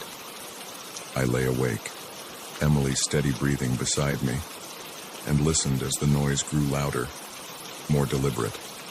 It wasn't until I heard a distinct tapping on the bedroom window that I realized, with a chill that ran deep into my bones, that whatever was out there wasn't a tree, and it wanted in. My name is Daniel, and what was supposed to be a romantic getaway with my girlfriend turned into a waking nightmare that I'm still trying to understand. We'd been dating for a year, and with both of us drowning in work stress, a week in a secluded cabin seemed like the perfect escape. No cell service, no Wi-Fi, just us and the great outdoors. If only we'd known what was waiting for us in those woods. We arrived at the cabin late Friday afternoon. It was exactly as advertised. A cozy, two-bedroom log structure nestled in a clearing, surrounded by towering pines. The nearest neighbor was miles away, and the dirt road leading to the property had been rough enough to make us question our decision more than once. But as we stepped out of the car, the fresh mountain air and the absolute quiet washed away our doubts. This was exactly what we needed. The cabin's owner, a gruff older man named Bill, met us with the keys. As he gave us a quick tour, I couldn't help but notice how his eyes darted nervously around, never quite settling on one spot. Now, couple things to remember, he said as we stood on the porch. Don't go wandering in the woods after dark. Lots of wildlife out there, and it's easy to get turned around. And if you hear any strange noises at night, just ignore them. Probably just raccoons or something. I nodded, not thinking much of it at the time. Every cabin owner had their quirks and warnings. Oh, and one more thing, Bill added. his hand on the door. "Whatever you do, don't open the doors or windows at night, no matter what you hear. Got it?" Before we could ask what he meant, he was gone, his truck kicking up dust as he sped down the dirt road. Emily and I exchanged glances. "Well, that was weird," she said with a nervous laugh. I shrugged it off. "Probably just trying to scare the city folk. Come on, let's unpack." The rest of the day was perfect. We hiked a nearby trail, cooked dinner on the old wood stove, and spent the evening cuddled up on the porch swing, watching the stars come out in a sky unspoiled by light pollution. It wasn't until we were getting ready for bed that I noticed the scratches. They were on the inside of the doors and around the windows, long, deep gouges in the wood that looked like they'd been made by something with very sharp claws. "Em, come look at this," I called out. She came over, frowning as she ran her fingers over the marks. "Weird. You think a bear tried to get in or something?" "Maybe," I said, though something about the scratches made my skin crawl. They seemed too deliberate, too purposeful. We went to bed, joking about ghost bears to lighten the mood. But as the night wore on and the scratching started, those jokes didn't seem funny anymore.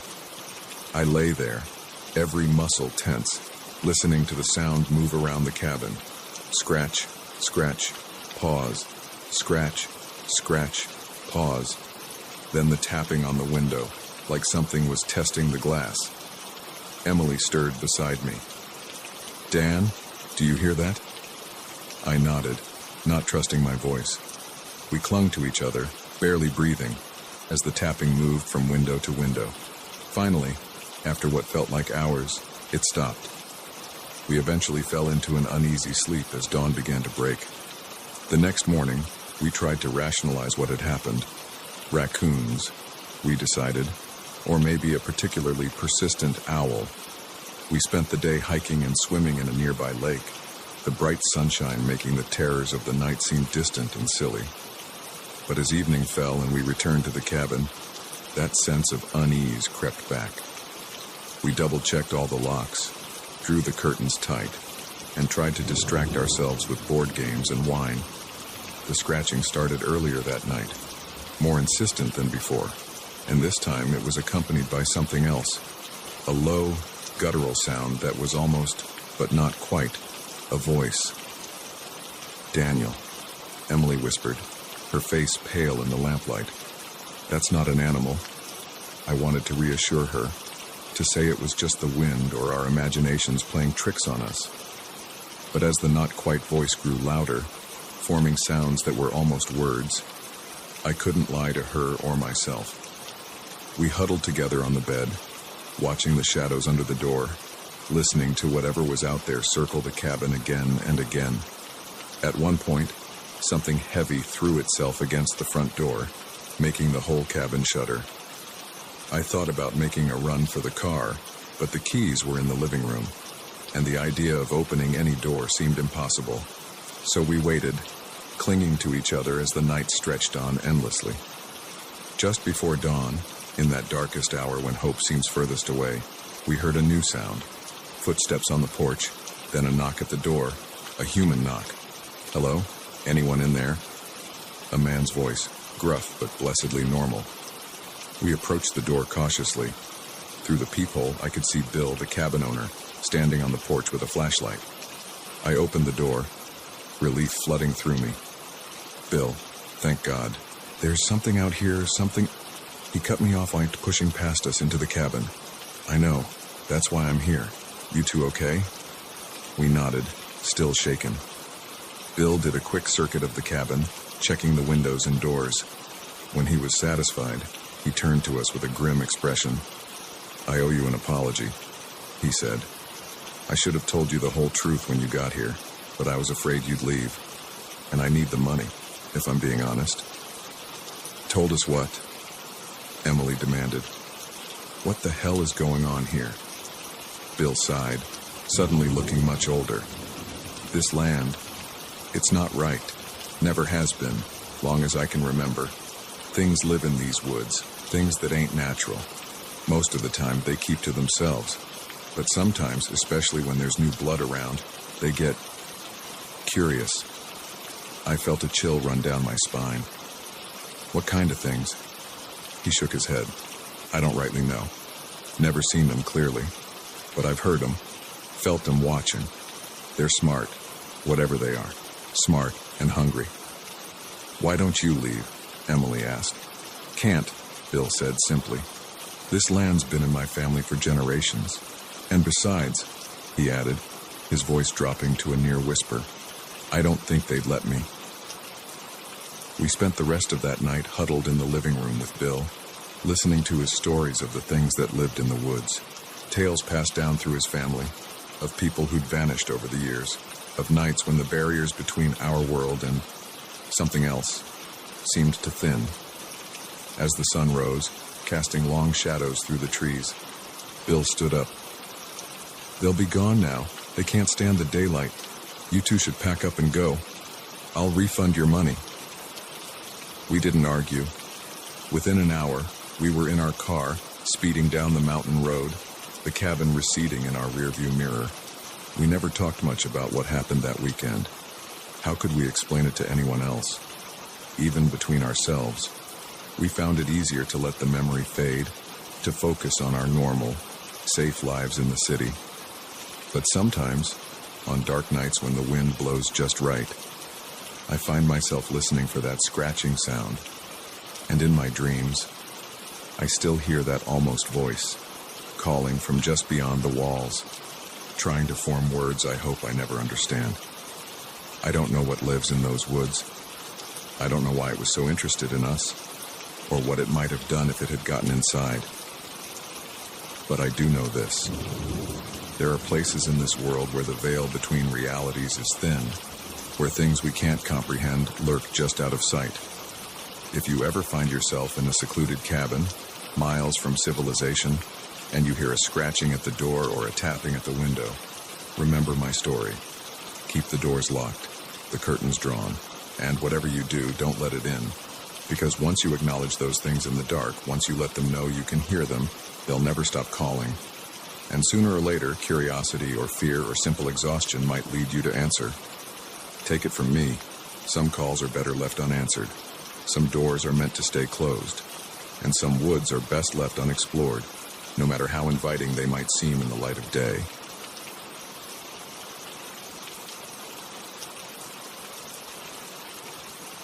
The voice crackled through the CB radio, desperate and filled with static. Please, anyone, I need help. I'm at the old Starlight truck stop. Something's here. Oh God, it's coming back. Please, hurry. Then nothing but dead air. I gripped the steering wheel, my knuckles white, as I stared out at the empty highway stretching before me. The rational part of my brain said to ignore it, to keep driving. But 20 years on the road had taught me one thing. Out here, in the vast emptiness of the American night, sometimes a trucker is all that stands between a stranger and disaster. With a muttered curse, I flipped on my turn signal and took the next exit. I didn't know it then, but that decision would lead me into a nightmare I'm still trying to understand. My name's Mike Callahan, and I've been hauling freight across the country since I was old enough to get my CDL. I've seen my share of weird stuff out on the lonely highways, ghost lights, inexplicable weather patterns, even what some might call UFOs. But nothing in all my years prepared me for what I encountered that night at the abandoned Starlight truck stop. It was a typical run, Seattle to Miami with a trailer full of electronics. I was making good time, the miles melting away under my wheels as I cruised through the New Mexico desert. The radio kept me company, a mix of old country tunes and the occasional chatter from other truckers. It was just past 2 a.m. when the distress call came through. At first, I thought it was just some kids playing around on the channel. It wouldn't be the first time, but something in that voice, the raw fear, the desperation, made me think twice. I tried to respond and to get more information, but there was no answer, just that eerie static. I knew the Starlight. It had been a popular stop back in the day, a little oasis of neon and greasy food in the middle of nowhere, but it had shut down years ago, another victim of the new highway bypass. Now it was just a crumbling relic, slowly being reclaimed by the desert. As I took the exit, a cold feeling settled in my gut. What if this was a trap? It wouldn't be the first time someone tried to lure a trucker off the main road with a fake distress call, but I couldn't shake the memory of that terrified voice. If someone really was in trouble out here, they didn't have many options for help. The old access road was barely more than a pair of tire tracks now, weeds growing up through cracks in the asphalt. My headlights cut through the darkness, illuminating scrub brush and the occasional piece of wind-blown trash. And then, rising out of the night like a ghost, I saw it, the Starlight truck stop. It was in worse shape than I remembered. The once cheerful neon sign was dark, most of its tubes shattered. The windows of the main building were boarded up, and half the roof had caved in. The vast parking lot, once filled with rigs from all over the country, was empty save for tumbleweeds and broken glass. I pulled up in front of the main entrance, leaving my engine running. The silence was oppressive, broken only by the idle of my truck and the creak of settling metal as the old building shifted in the night wind. "Hello?" I called out, my voice sounding small and lost in the emptiness. "Anyone here?" I heard a distress call on the CB. Nothing, not even an echo. I grabbed my flashlight from the cab and cautiously approached the building. The boards over the main doors had been pried away, leaving a dark maw that seemed to swallow my light. Every instinct screamed at me to get back in my truck and drive away. But I couldn't shake the memory of that desperate voice. What if someone was hurt in there, unable to call out? I stepped inside, the beam of my flashlight revealing a scene of decay and abandonment.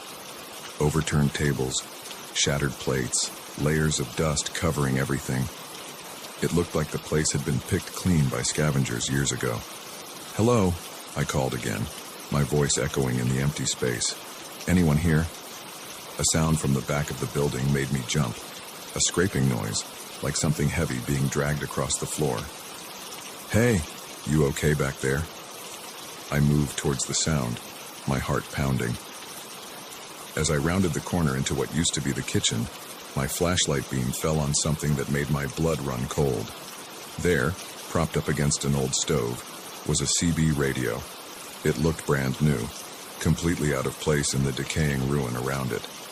I approached slowly, my mind racing. Had the person who called for help left this here? But why? And where were they now? That's when I noticed something else. On the floor around the radio were strange markings, curved lines and symbols drawn in what looked horribly like dried blood. I took a step back, suddenly very aware of how quiet it was. Even the wind seemed to have died down. And then I heard it, a low guttural sound coming from somewhere behind me. It was almost, but not quite, a voice. The hairs on the back of my neck stood up as I slowly turned around. There, in the doorway, was something. In the brief moment before terror overtook me, my mind tried to make sense of what I was seeing. It was vaguely humanoid, but too tall, too thin, its limbs bent at impossible angles, and its face, God. Its face was just a blank expanse of pale skin, with a mouth that split it from top to bottom. I'd like to say I fought, or that I at least had the presence of mind to run.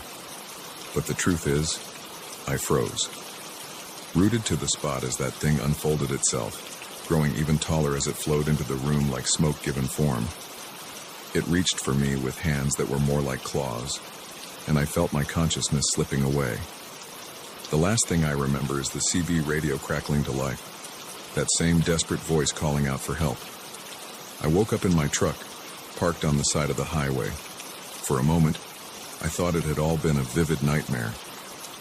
But then I noticed the dust coating my clothes, the scratches on my arms, and there, on the passenger seat, was the CB radio from the abandoned truck stop. My logbook showed I'd lost almost 6 hours. 6 hours that I had no memory of. I drove to the nearest town in a daze, checked into a motel, and tried to make sense of what had happened. Had I really seen what I thought I saw? Or had my mind conjured up some impossible horror to fill in the gaps in my memory? I thought about going to the police, but what would I tell them? That I'd been lured to an abandoned truck stop by a ghost on the CBE, then attacked by some kind of monster. They'd laugh me out of the station if they didn't lock me up for my own safety. In the end, I did the only thing I could do. I got back on the road and finished my run. But things were different after that night. I found myself jumping at shadows, flinching every time the CB crackled with static. I started taking routes that avoided long stretches of empty highway, even if it meant longer trips. And that CB radio, I couldn't bring myself to get rid of it, but I couldn't stand to have it in my truck either. It sits in a storage unit now, wrapped in chains and locked in a box. Some nights, I swear I can hear it calling, that same desperate voice begging for help. I've tried to find out more about the Starlight truck stop since then. Turns out, it has quite a history. Stories of disappearances going back decades. Truckers who stopped there and were never seen again. Local legends about ancient burial grounds and doorways to other worlds. I don't know what to believe anymore. I don't know if what I experienced was real or some kind of hallucination or something in between. But I do know this. There are things out there in the darkness that we can't explain. Things that lurk on the edges of our world, waiting for someone to answer their call. So if you're ever out on the road late at night, and you hear a desperate voice on the CB begging for help, think twice before you answer. Because sometimes, the call for help isn't coming from someone in trouble. Sometimes, it's coming from the trouble itself. And if you find yourself driving past an abandoned truck stop in the middle of the New Mexico desert, keep on driving. Don't look back. And whatever you do, don't stop. Because you never know what might be waiting there in the darkness, ready to pull you into a nightmare you might never wake up from. As for me, I still drive, but never at night if I can help it. And I keep my CB turned off, no matter how lonely the road gets. Because I know now that some calls are better left unanswered, and some mysteries are best left unsolved.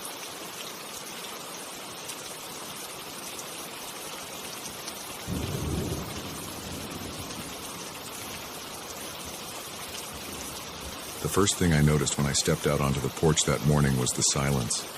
No birdsong, no distant lowing of cattle, not even the rustle of wind through the cornfields. Just an eerie, oppressive quiet that made the hair on the back of my neck stand up. Then I saw it, a vast, intricate pattern carved into my wheat field, the stalks bent and woven with impossible precision. In that moment, as the rising sun cast long shadows across the design, I knew my life would never be the same. What I didn't know was how deep the rabbit hole went, or how dangerous the truth would turn out to be. My name's Jack Harper, and I've been farming this land for over 30 years.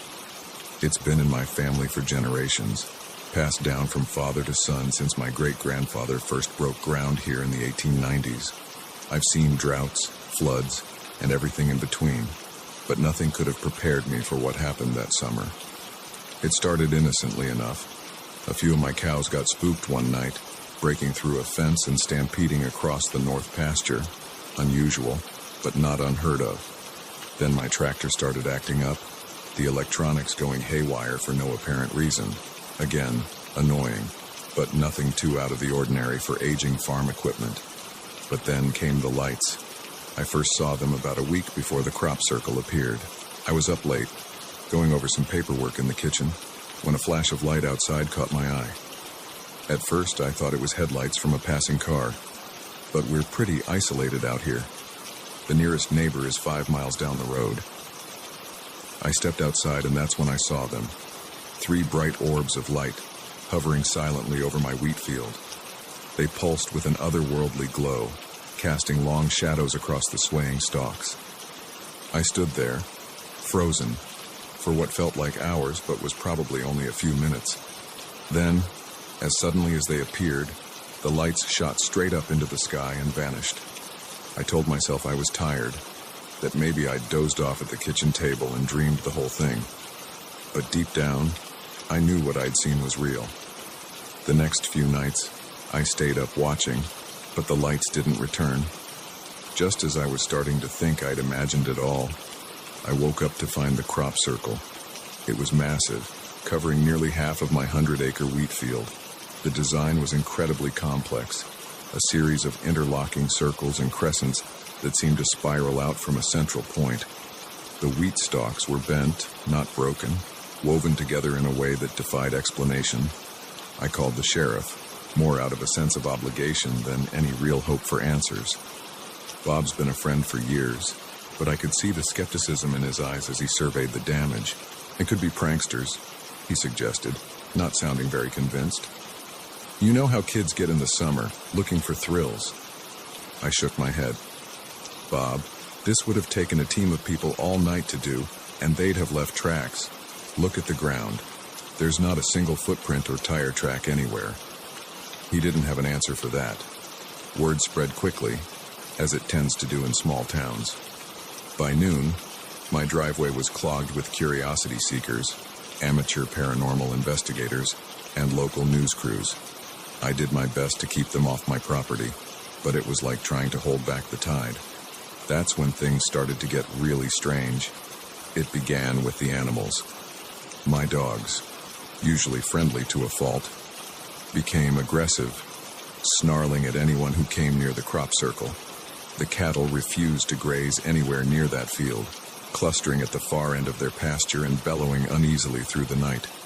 Then the equipment failures escalated.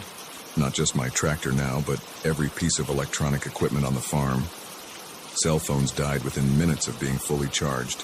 The TV emitted nothing but static, occasionally interrupted by bursts of what sounded like voices speaking in an unknown language. And the dreams. God, the dreams. Every night, I found myself wandering through that wheat field. The stalks whisper singing around me in voices just on the edge of comprehension. Something was always just ahead of me, always just out of sight. I'd wake up in a cold sweat, the taste of metal in my mouth, and the feeling that I was on the verge of understanding something vast and terrible. About a week after the crop circle appeared, I had a visitor. He introduced himself as Dr. Alan Friedman, an astrophysicist from the State University. He was different from the other investigators who'd come sniffing around, quieter, more serious. Mr. Harper, he said, his eyes never leaving the crop circle. Have you noticed any other unusual phenomena since this appeared? Lights in the sky, perhaps? Electronic disturbances? The hairs on the back of my neck stood up. How did you know about that? He turned to me then, his expression grave. Because this isn't the first time this has happened. There's a pattern, Mr. Harper. These events, they're escalating. Over the next few hours, Dr. Friedman told me things that shook me to my core. About other crop circles, all following a similar design, appearing across the country over the past few years. About increased UFO sightings in those areas. And about people who had gone missing, always in the weeks following the appearance of a circle. We believe, he said in a low voice, that these are some kind of test sites, that whatever intelligence is behind this is preparing for something bigger. I wanted to dismiss it all as crazy talk, but I couldn't. Not after what I'd seen, what I'd experienced. What do they want? I asked, my mouth dry. Dr. Friedman shook his head. We don't know, but we think you might be in danger, Mr. Harper. These sites, they seem to have a strange effect on the people closest to them. We've documented cases of unusual behavior, of people claiming to receive messages or orders from some unknown source.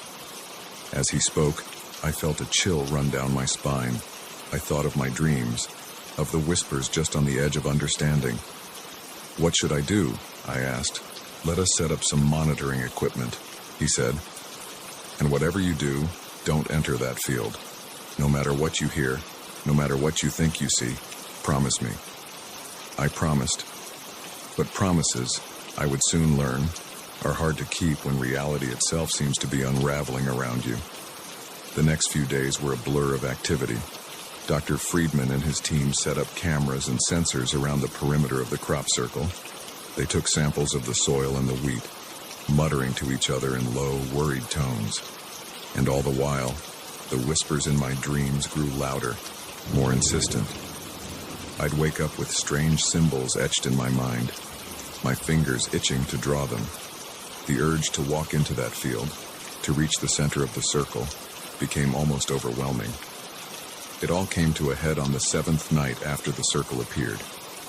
I was jolted awake by a sound I'd never heard before. A low, thrumming vibration that seemed to come from everywhere and nowhere at once. I stumbled to the window and felt my heart stop.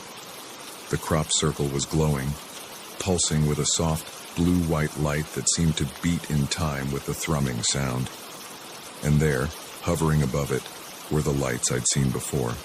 But this time, they were descending. I don't remember deciding to go outside.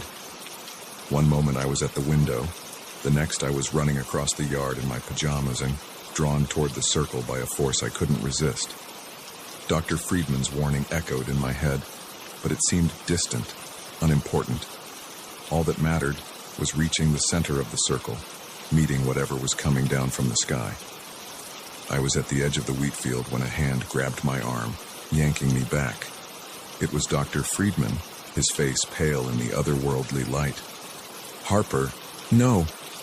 he shouted over the thrumming. "If you go in there, we'll lose you."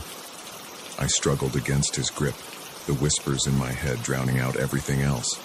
But he held firm, and slowly, painfully, I felt the compulsion begin to fade. We watched, transfixed, as the lights descended into the center of the crop circle. There was a flash so bright it left spots dancing in my vision, and then nothing. The lights were gone, the thrumming stopped. The crop circle lay dark and still. In the days that followed, government agents swarmed my farm. The crop circle was dug up, every grain of soil tested and retested. I was questioned for hours, as were Dr. Friedman and his team. They found nothing. No radiation, no unexplained elements. Nothing to prove that anything out of the ordinary had happened. The official story became that it was an elaborate hoax, despite the lack of any evidence to support that theory. But I know what I saw. I know what I felt.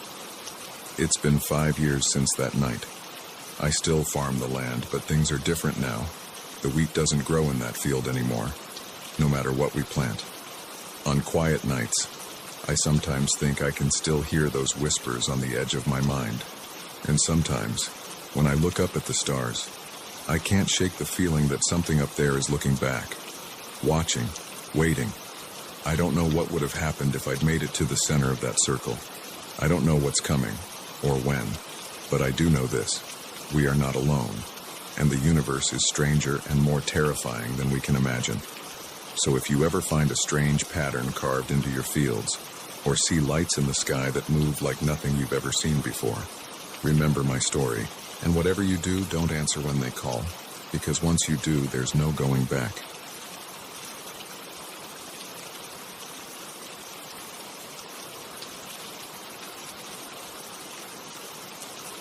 The coffee cup was still warm. That's what got me. Not the eerie silence. Not the abandoned cars. Not even the fresh tire tracks leading nowhere. It was that paper cup in the trash, steam still rising from its contents, that made my skin crawl. Someone had been here moments ago, but the rest stop was deserted. As I stood there, the hairs on the back of my neck prickling, I caught movement out of the corner of my eye. There, at the edge of the woods, a figure watched. And in that moment, I knew I'd stumbled into something I shouldn't have seen. Something I might not escape from. My name's Alex, and I've been driving cross-country for a living for the better part of a decade. Long-haul trucking isn't glamorous, but it pays the bills and satisfies my wanderlust. I've seen my share of weird stuff on the road. Inexplicable lights in the sky, ghost towns that aren't on any map, even what some might call supernatural occurrences. But nothing, absolutely nothing, prepared me for what I encountered that night at the Pinewood rest stop. It was a routine run, St. Louis to Portland, with a trailer full of electronics. I'd been pushing hard, trying to make up time after a delay at my last stop. The night was moonless, the highway a ribbon of black stretching endlessly before me. I'd been fighting sleep for the last hour, my eyes gritty and my mind fuzzy. When I saw the sign for the rest stop, I almost cried with relief. Just a quick break, I told myself. Splash some water on my face, grab a coffee, and I'd be good for another few hours. The rest stop appeared out of the darkness like an island of light. It was one of those older ones, one with a small building housing restrooms and vending machines, and a separate area for trucks to park. As I pulled in, I noticed a few cars in the lot, but no people visible. I parked and stepped out of my rig, stretching muscles cramped from hours of sitting. The air was unnaturally still, no breeze, no sounds of insects or distant traffic, just silence. That should have been my first warning. I made my way to the building, my footsteps echoing loudly on the concrete. The door creaked as I pushed it open, the sound jarring in the quiet. Inside, the fluorescent lights buzzed softly, casting a harsh glare over the empty space. I headed for the men's room, splashing cold water on my face and letting it run down my neck. As I looked up at my reflection, haggard and pale in the mirror, I saw something that made my heart skip a beat. In the mirror, reflected in the partially open door behind me, I caught a glimpse of movement, just a shadow, really, but distinctly human-shaped. I whirled around, but the doorway was empty. "Hello," I called out, my voice sounding thin and nervous even to my own ears. No response. Shaking it off as a trick of my tired mind, I left the restroom and headed for the vending machines. That's when I noticed the other oddities. A jacket draped over a chair, as if its owner had just stepped away. A smartphone on the table, its screen still lit up. And there, in the trash can by the door, that steaming cup of coffee. My skin prickled with goosebumps. Where was everyone? I stepped back outside, scanning the parking lot. The cars I'd seen earlier were still there, some with doors hanging open. I approached the nearest one, a blue sedan. The keys were in the ignition, the engine ticking as it cooled. "Hey!" I shouted, my voice echoing across the empty lot. "Anyone here?" The silence that answered was deafening. That's when I saw the tire tracks, fresh ones, leading from one of the parking spots and stopping abruptly at the edge of the lot, as if the car had simply vanished into thin air. My heart was pounding now, adrenaline clearing the fog of exhaustion from my mind. Something was very, very wrong here. I turned, intending to run back to my truck and get the hell out of there. That's when I saw it, the figure at the edge of the woods. It was human-shaped, but somehow off. Too tall, too thin, its proportions not quite right. It stood perfectly still, half hidden behind a tree, watching me. I froze, caught in its gaze like a rabbit before a wolf. For a long moment, neither of us moved. Then, slowly, it raised a hand, beckoning. Terror jolted through me like an electric shock. I ran, sprinting back to my truck with a speed I didn't know I possessed. I fumbled with the keys, swearing as I dropped them, scrabbling in the gravel to retrieve them. As I pulled myself up into the cab, I risked a glance back. The figure was closer now, no longer hiding behind the trees. In the harsh glare of the rest stop lights, I could see it more clearly. And God, I wish I couldn't. Its skin was pale, almost translucent, stretched too tight over an impossible frame. Its face was smooth, featureless except for deep-set eyes that reflected the light like a cat's. And its mouth. Its mouth split its face from ear to ear, filled with needle-sharp teeth. I got the key in the ignition, the engine roaring to life. As I slammed the truck into gear, I saw movement out of the corner of my eye. More figures, emerging from the woods. Dozens of them, all with that same impossible physiology, all moving with an unnatural, fluid grace. I floored it, the truck's tires spinning in the gravel before finding purchase. I tore out of that rest stop like all the demons of hell were on my tail. And for all I know, they were. I drove for hours, pushing well past the legal limit for consecutive time behind the wheel. I didn't stop until the sun was high in the sky and I was 2 states away. Even then, I couldn't shake the feeling of being watched. When I finally worked up the courage to check my mirrors, the highway behind me was empty. No sign of pursuit, no hint of the horror I'd left behind. But the memory of those figures, of that beckoning hand was burned into my mind. I considered reporting what I'd seen, but who would believe me? I'd sound like a lunatic, raving about monsters at a rest stop. So I kept quiet, finished my run, and tried to convince myself it had all been a hallucination brought on by exhaustion. But I couldn't forget, and I couldn't stop wondering about those people at the rest stop, the ones who'd left behind their cars, their belongings, the ones who'd followed that beckoning hand into the woods. Where had they gone? What had happened to them? In the weeks that followed, I did some digging. It wasn't easy. I'm no detective, and I had precious little to go on. But what I found chilled me to the bone. There were stories, whispered tales among long-haul truckers and late-night travelers, stories of rest stops where people vanished without a trace, of figures seen at the edge of the woods, always at night, always beckoning. Some called them aliens, others said they were interdimensional beings. A few spoke of ancient, forgotten gods, awakening in our modern world. I don't know what they are. I don't know what they want, but I know they're out there, waiting at the edges of lonely highways, in the shadows of late-night rest stops. I still drive, but never at night if I can help it. I avoid rest stops, pushing myself to make it from one major town to the next without breaks. And I never, ever stop if I see a solitary figure standing at the edge of the woods. Sometimes, on long hauls when the night is dark and the road seems to go on forever, I think I see them in my mirrors. Tall, thin figures, keeping pace with my truck despite its speed, watching, waiting. And sometimes, I wonder if I really did escape that night, or if, somehow, I'm still there, trapped in some in-between place, living out a life that's not quite real. So if you're ever driving late at night and you see a rest stop appear out of the darkness, think twice before you stop. Check your gas gauge, your caffeine levels, your fatigue. Ask yourself, is it worth the risk? Because you never know what might be waiting there in the shadows. You never know who or what might be beckoning you into the woods. And once you follow, you might never find your way back. Remember my story, and keep driving, no matter how tired you are. Because some rest stops aren't meant for rest. Some are gateways to places we were never meant to go. And once you cross that threshold, there's no coming back.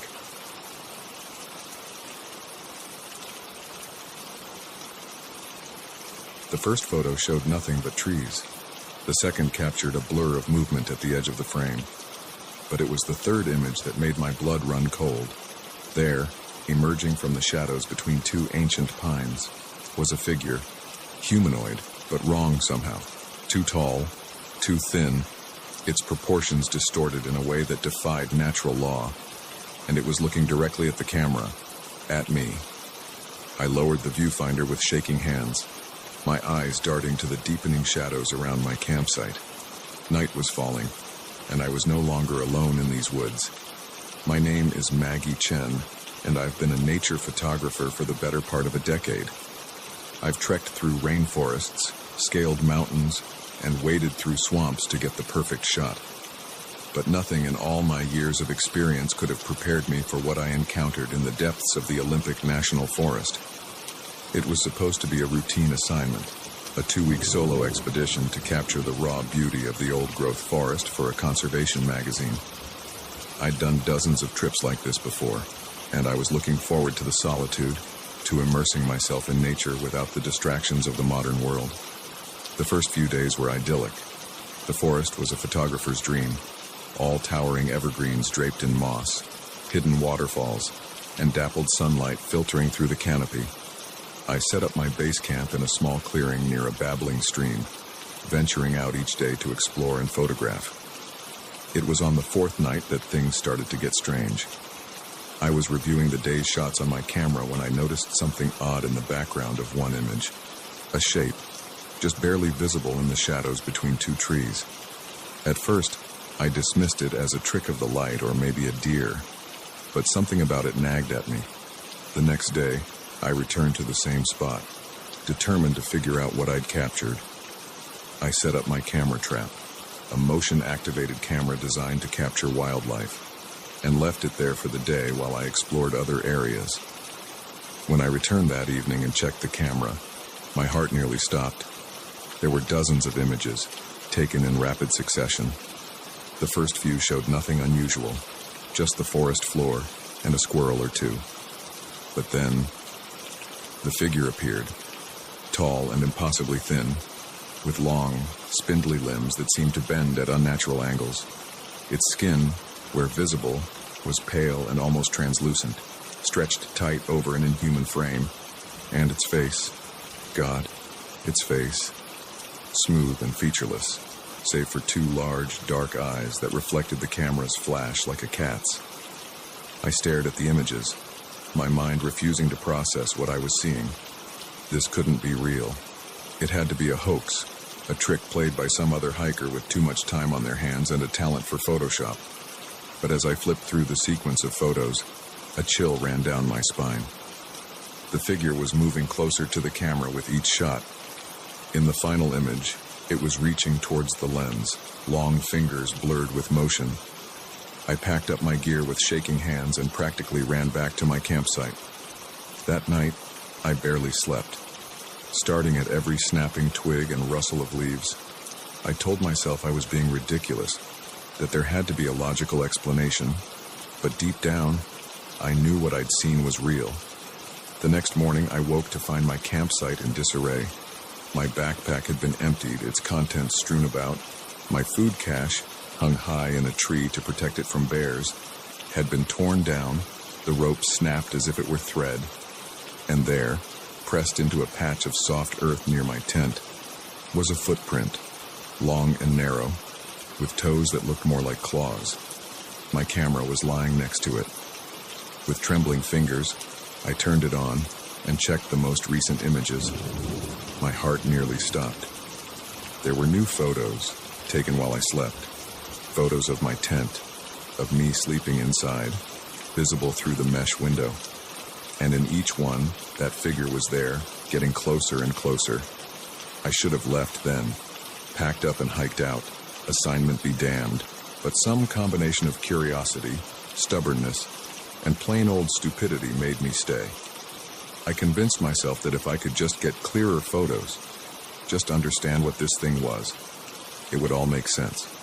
So I stayed, and each night, the creature came closer. I set up more camera traps around my campsite, capturing image after image of the being as it circled my tent. I barely slept, spending my nights huddled in my sleeping bag, clutching my hunting knife and jumping at every sound.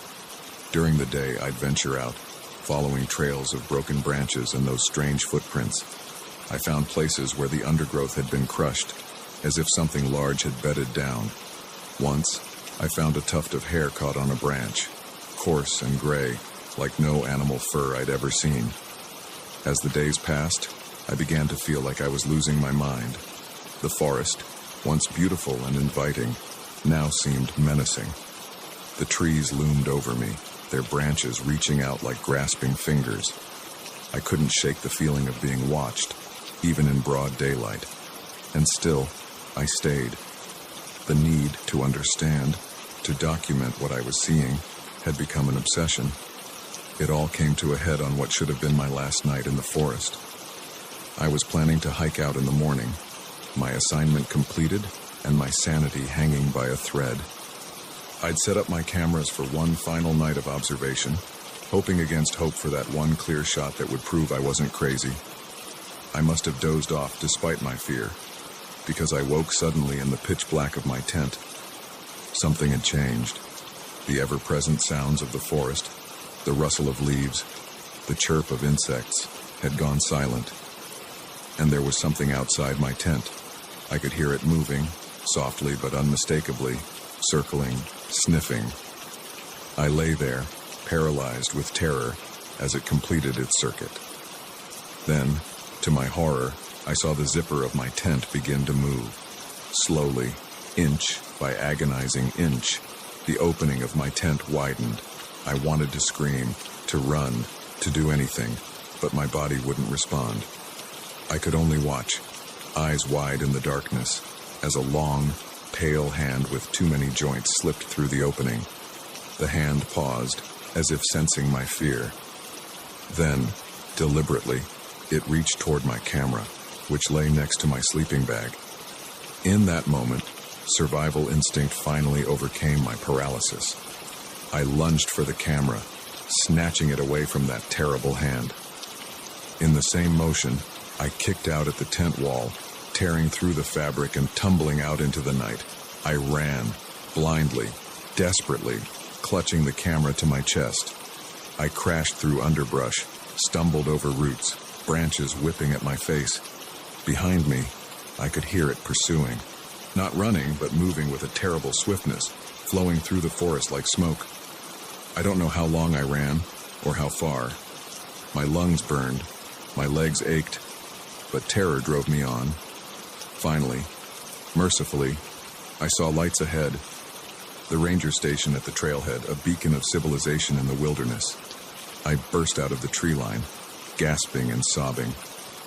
The startled ranger on duty took one look at my wild eyes and torn clothing and ushered me inside, locking the door behind us. The rest of that night is a blur. I remember telling my story, the ranger's skeptical looks turning to concern as he saw the raw fear in my eyes. I remember the police arriving, taking my statement. And I remember the moment when they asked to see my camera. With shaking hands, I turned it on and began to scroll through the images. But where there should have been dozens of photos of that otherworldly being, there was nothing. Just trees and shadows and normal forest scenes. Even the photos from that final night, the ones I was sure I'd taken of the hand reaching into my tent, were gone.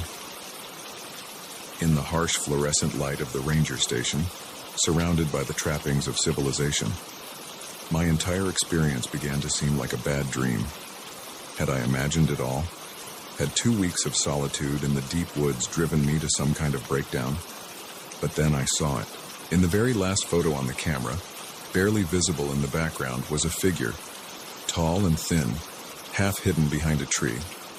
And though the image was blurry, I could swear it was smiling. I've never gone back to those woods. I've never told the full story to anyone but you. My editor got a watered-down version about being spooked by wildlife, and the photos I submitted were carefully curated to show nothing but the natural beauty of the forest. But sometimes, on dark nights when the wind whispers through the trees outside my window, I find myself thinking about what's out there in the deep woods, about the things that lurk just beyond the reach of our cameras and our understanding. And I wonder, with a chill that goes bone deep, if it's still out there, watching, waiting, for the next unsuspecting photographer to venture into its domain. So if you're ever in the wilderness, setting up your camera for that perfect shot of untouched nature, pay attention to the shadows between the trees. And if you see something moving there, something that doesn't quite fit, don't try to photograph it. Just run, and don't look back. Because some things in this world are not meant to be captured on film. And once they notice you noticing them, they never forget. They never stop watching. And sooner or later, they come for you.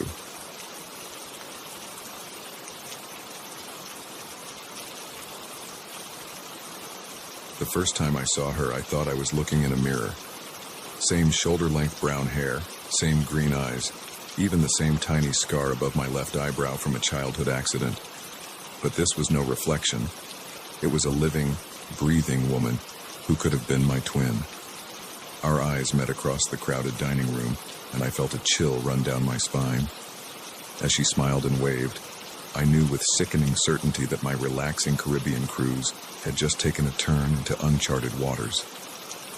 My name is Sarah Mitchell, and until that moment, I'd been enjoying a much-needed vacation aboard the Majestic Dream, a luxury cruise liner making its way through the turquoise waters of the Caribbean. I'm a 32-year-old software engineer from Seattle, and this was my first real vacation in years. I'd been looking forward to 10 days of sun, relaxation, and maybe a little romance if I was lucky. The first few days had been everything I'd hoped for. I'd lounged by the pool, indulged in far too many fruity cocktails, and even struck up a flirtation with a handsome guy named Mike, who was traveling with a group of friends. It was on the fourth night at the captain's dinner that everything changed. I'd dressed up for the occasion, wearing a new blue dress I'd bought specifically for the cruise. As I made my way into the grand dining room, I caught sight of myself in one of the large decorative mirrors and paused to adjust my hair. That's when I saw her. At first, I thought it was just my reflection from a different angle. But as I turned to look directly at her, I realized with a jolt that she was a separate person, a person who looked exactly like me, down to the smallest detail. Our eyes met, and for a moment, the bustling dining room seemed to fade away. She smiled and waved, as if we were old friends. I felt rooted to the spot, my mind reeling. This couldn't be real. It had to be some kind of elaborate prank or a very vivid hallucination. A waiter bumped into me, breaking the spell. By the time I looked back, she was gone, lost in the sea of passengers making their way to their tables. Throughout dinner, I couldn't focus on the conversation at my table. My eyes kept scanning the room, looking for my doppelganger. I saw her once, sitting at a table across the room. But when I blinked, she was gone again. "Sarah, are you okay?" Mike's voice brought me back to the present. "You look like you've seen a ghost." I forced a laugh. "Sorry, just a bit tired, I guess." "Must be all that, son." But as the night wore on, I couldn't shake the feeling of unease that had settled over me. Who was she? And why did she look exactly like me? The next morning, I was determined to find her and get some answers. I spent hours wandering the ship, checking every restaurant, lounge, and deck. But there was no sign of her. It wasn't until late afternoon that I saw her again.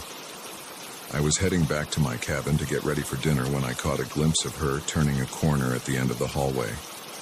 I broke into a run, but when I rounded the corner, the corridor was empty.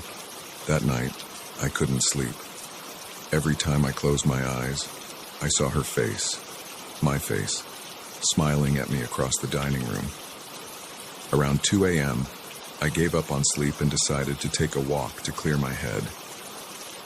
The ship was eerily quiet as I made my way through the deserted corridors. I found myself on one of the upper decks, leaning against the railing and staring out at the moonlit ocean. That's when I heard it. Footsteps behind me, soft but distinct. I turned, half expecting to see my double. Instead, it was Mike, looking surprised to see me. "Sarah, what are you doing up so late?" I hesitated, then decided to take a chance. "Mike, this is going to sound crazy, but have you seen anyone on the ship who looks like me?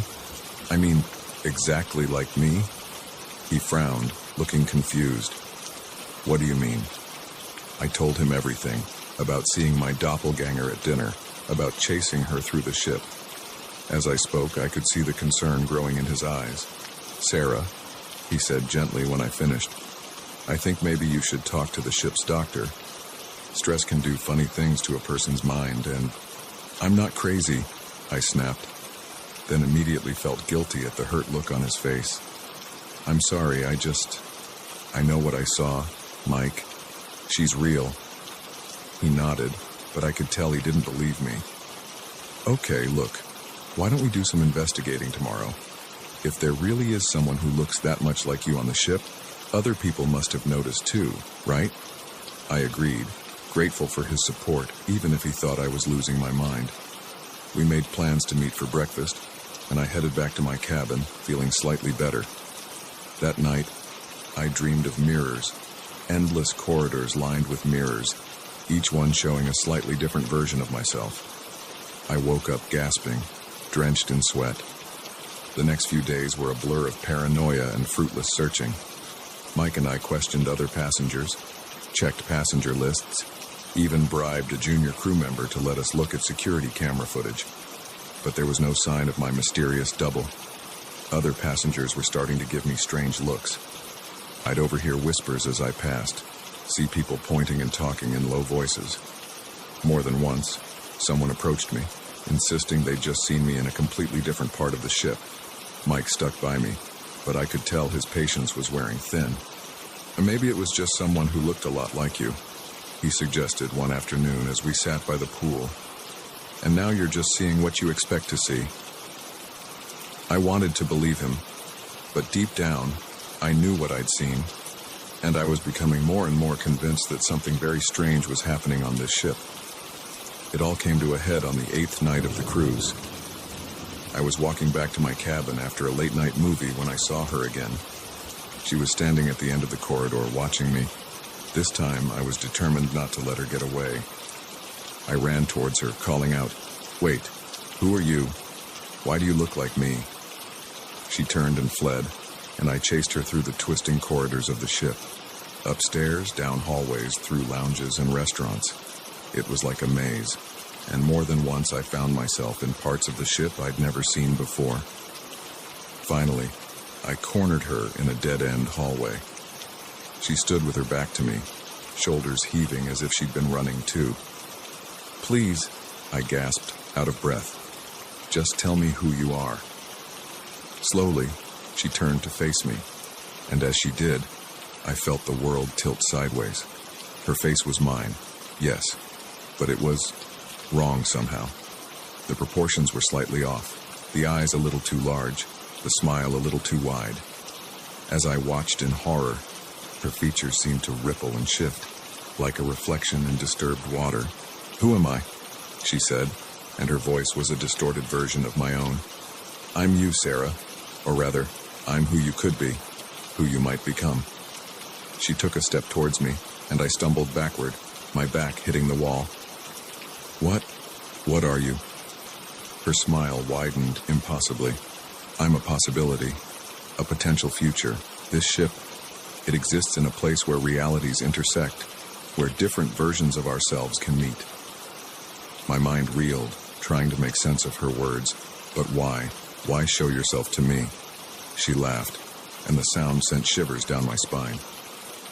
"To give you a choice, of course.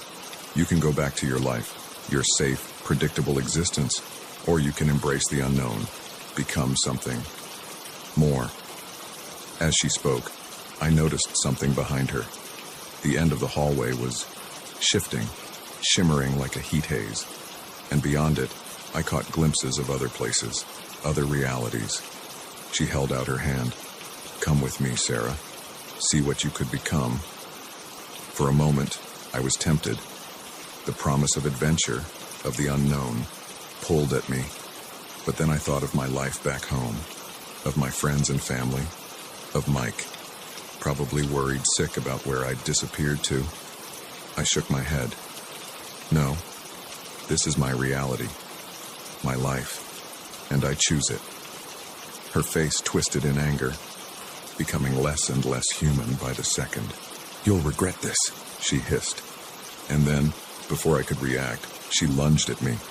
I closed my eyes, bracing for impact, but it never came. Instead, I felt a rush of wind, a sensation of falling, and then nothing. When I opened my eyes, I was back in my cabin. Sunlight was streaming through the porthole, and the sounds of passengers enjoying the morning filtered in from the hallway.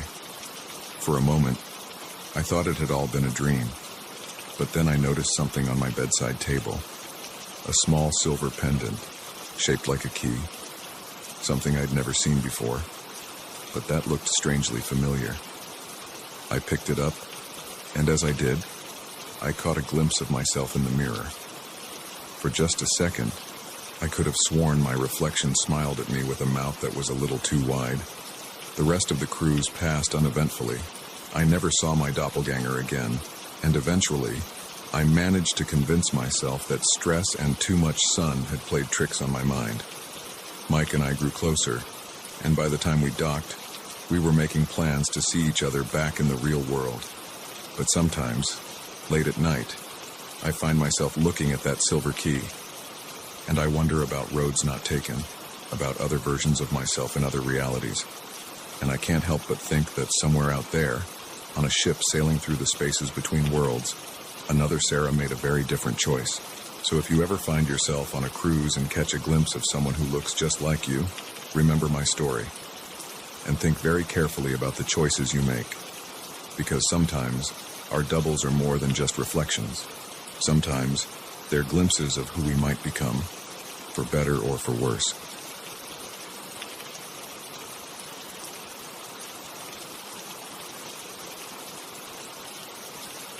The words were whispered with such urgency, such raw fear, that I felt my blood turn to ice. Whatever you do, don't be here at midnight.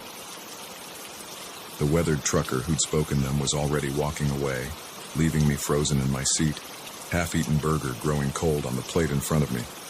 I glanced at my watch, 11:37 p.m. As I looked around the diner, taking in the tense faces and furtive glances of the other patrons, I realized with growing dread that I'd stumbled into something far more sinister than a late-night pit stop. My name's Jack, and until that moment, I'd been on a routine cross-country drive from New York to Los Angeles. I'm a freelance photographer, and I'd taken on a last-minute gig that required me to transport some sensitive equipment that couldn't be trusted to shipping companies.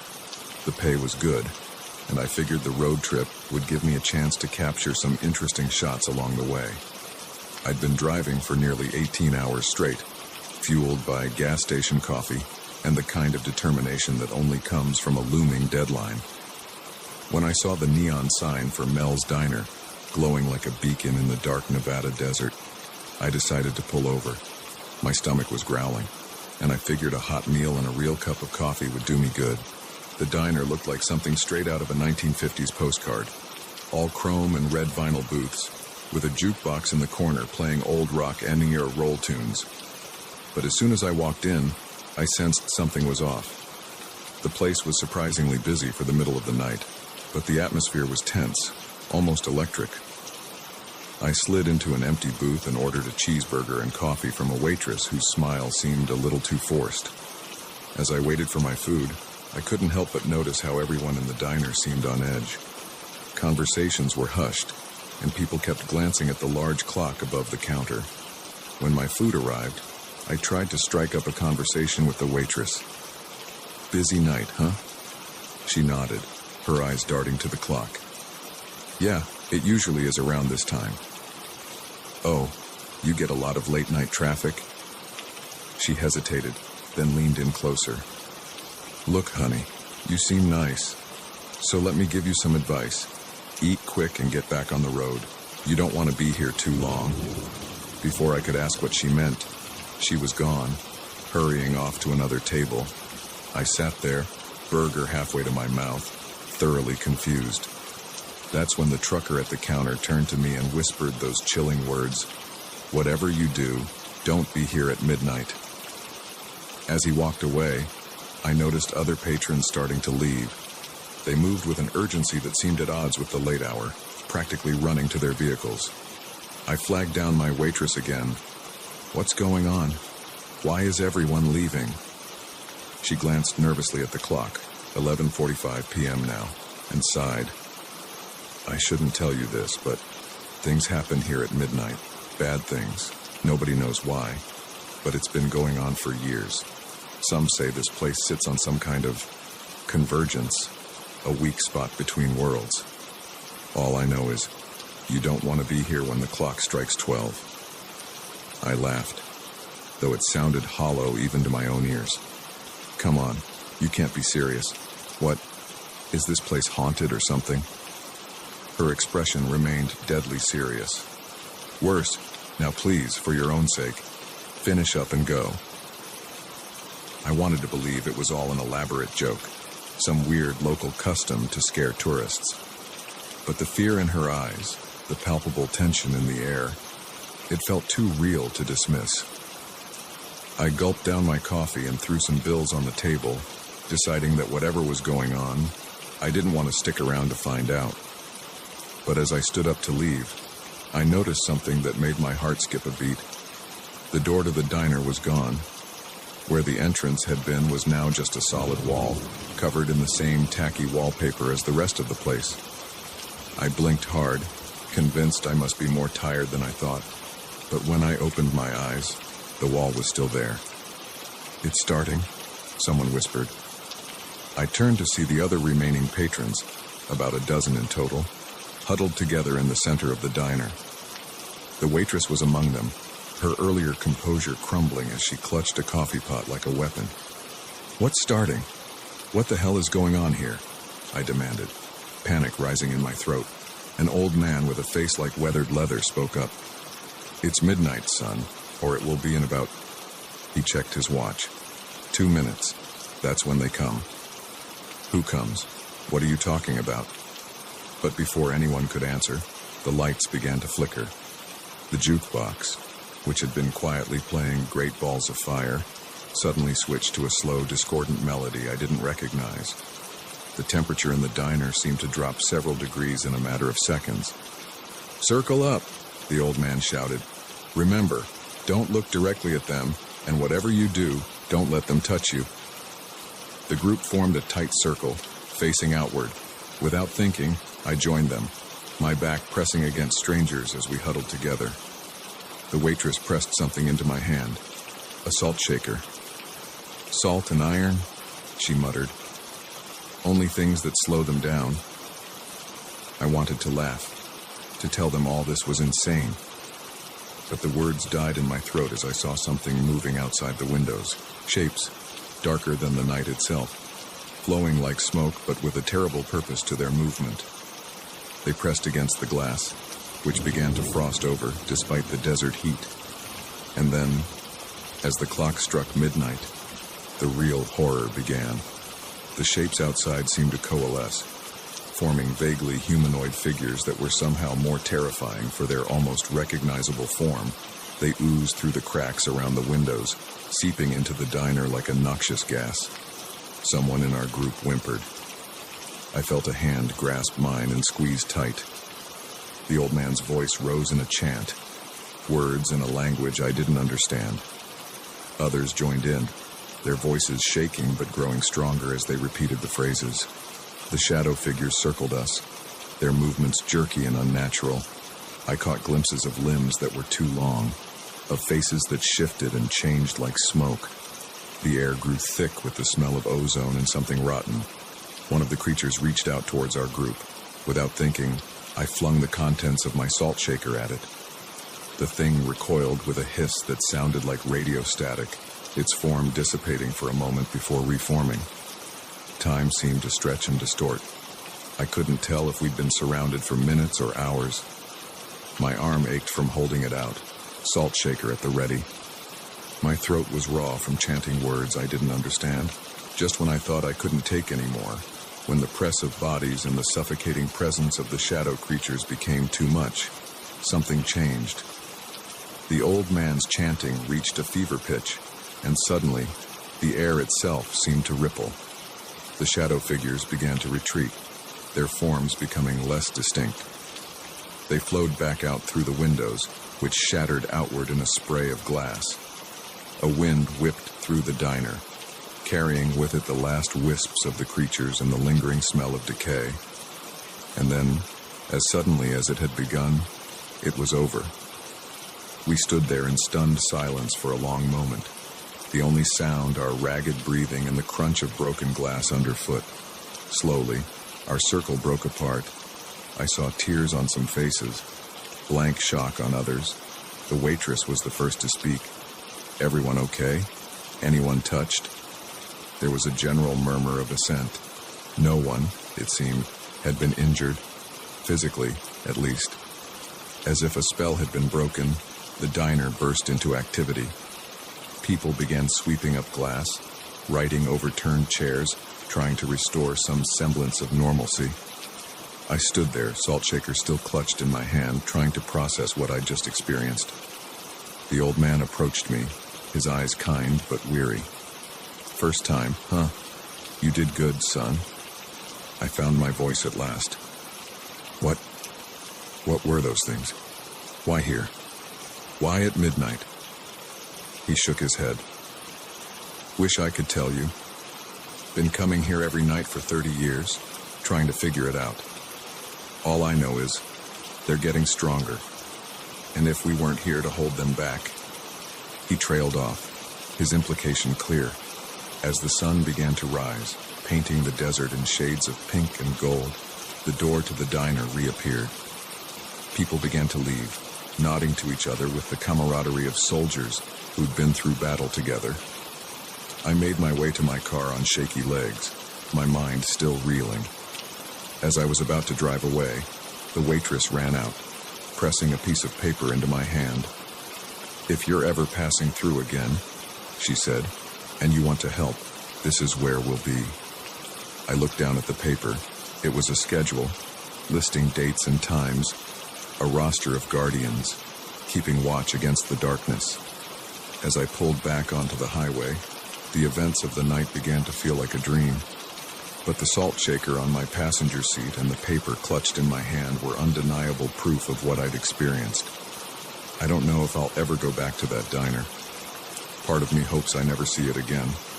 But another part, a part I'm still coming to terms with, knows that I will. Because now that I've seen what's out there, now that I know what lurks in the spaces between moments, how can I not stand against it? So if you're ever driving through the Nevada desert late at night, and you see a diner glowing like a beacon in the darkness, think carefully before you stop. And if you do, keep an eye on the clock. Because when midnight comes, you might find yourself facing horrors beyond imagination, or standing shoulder to shoulder with strangers, the last line of defense against the encroaching dark. And whatever you do, don't be there at midnight. Unless, of course, you choose to be.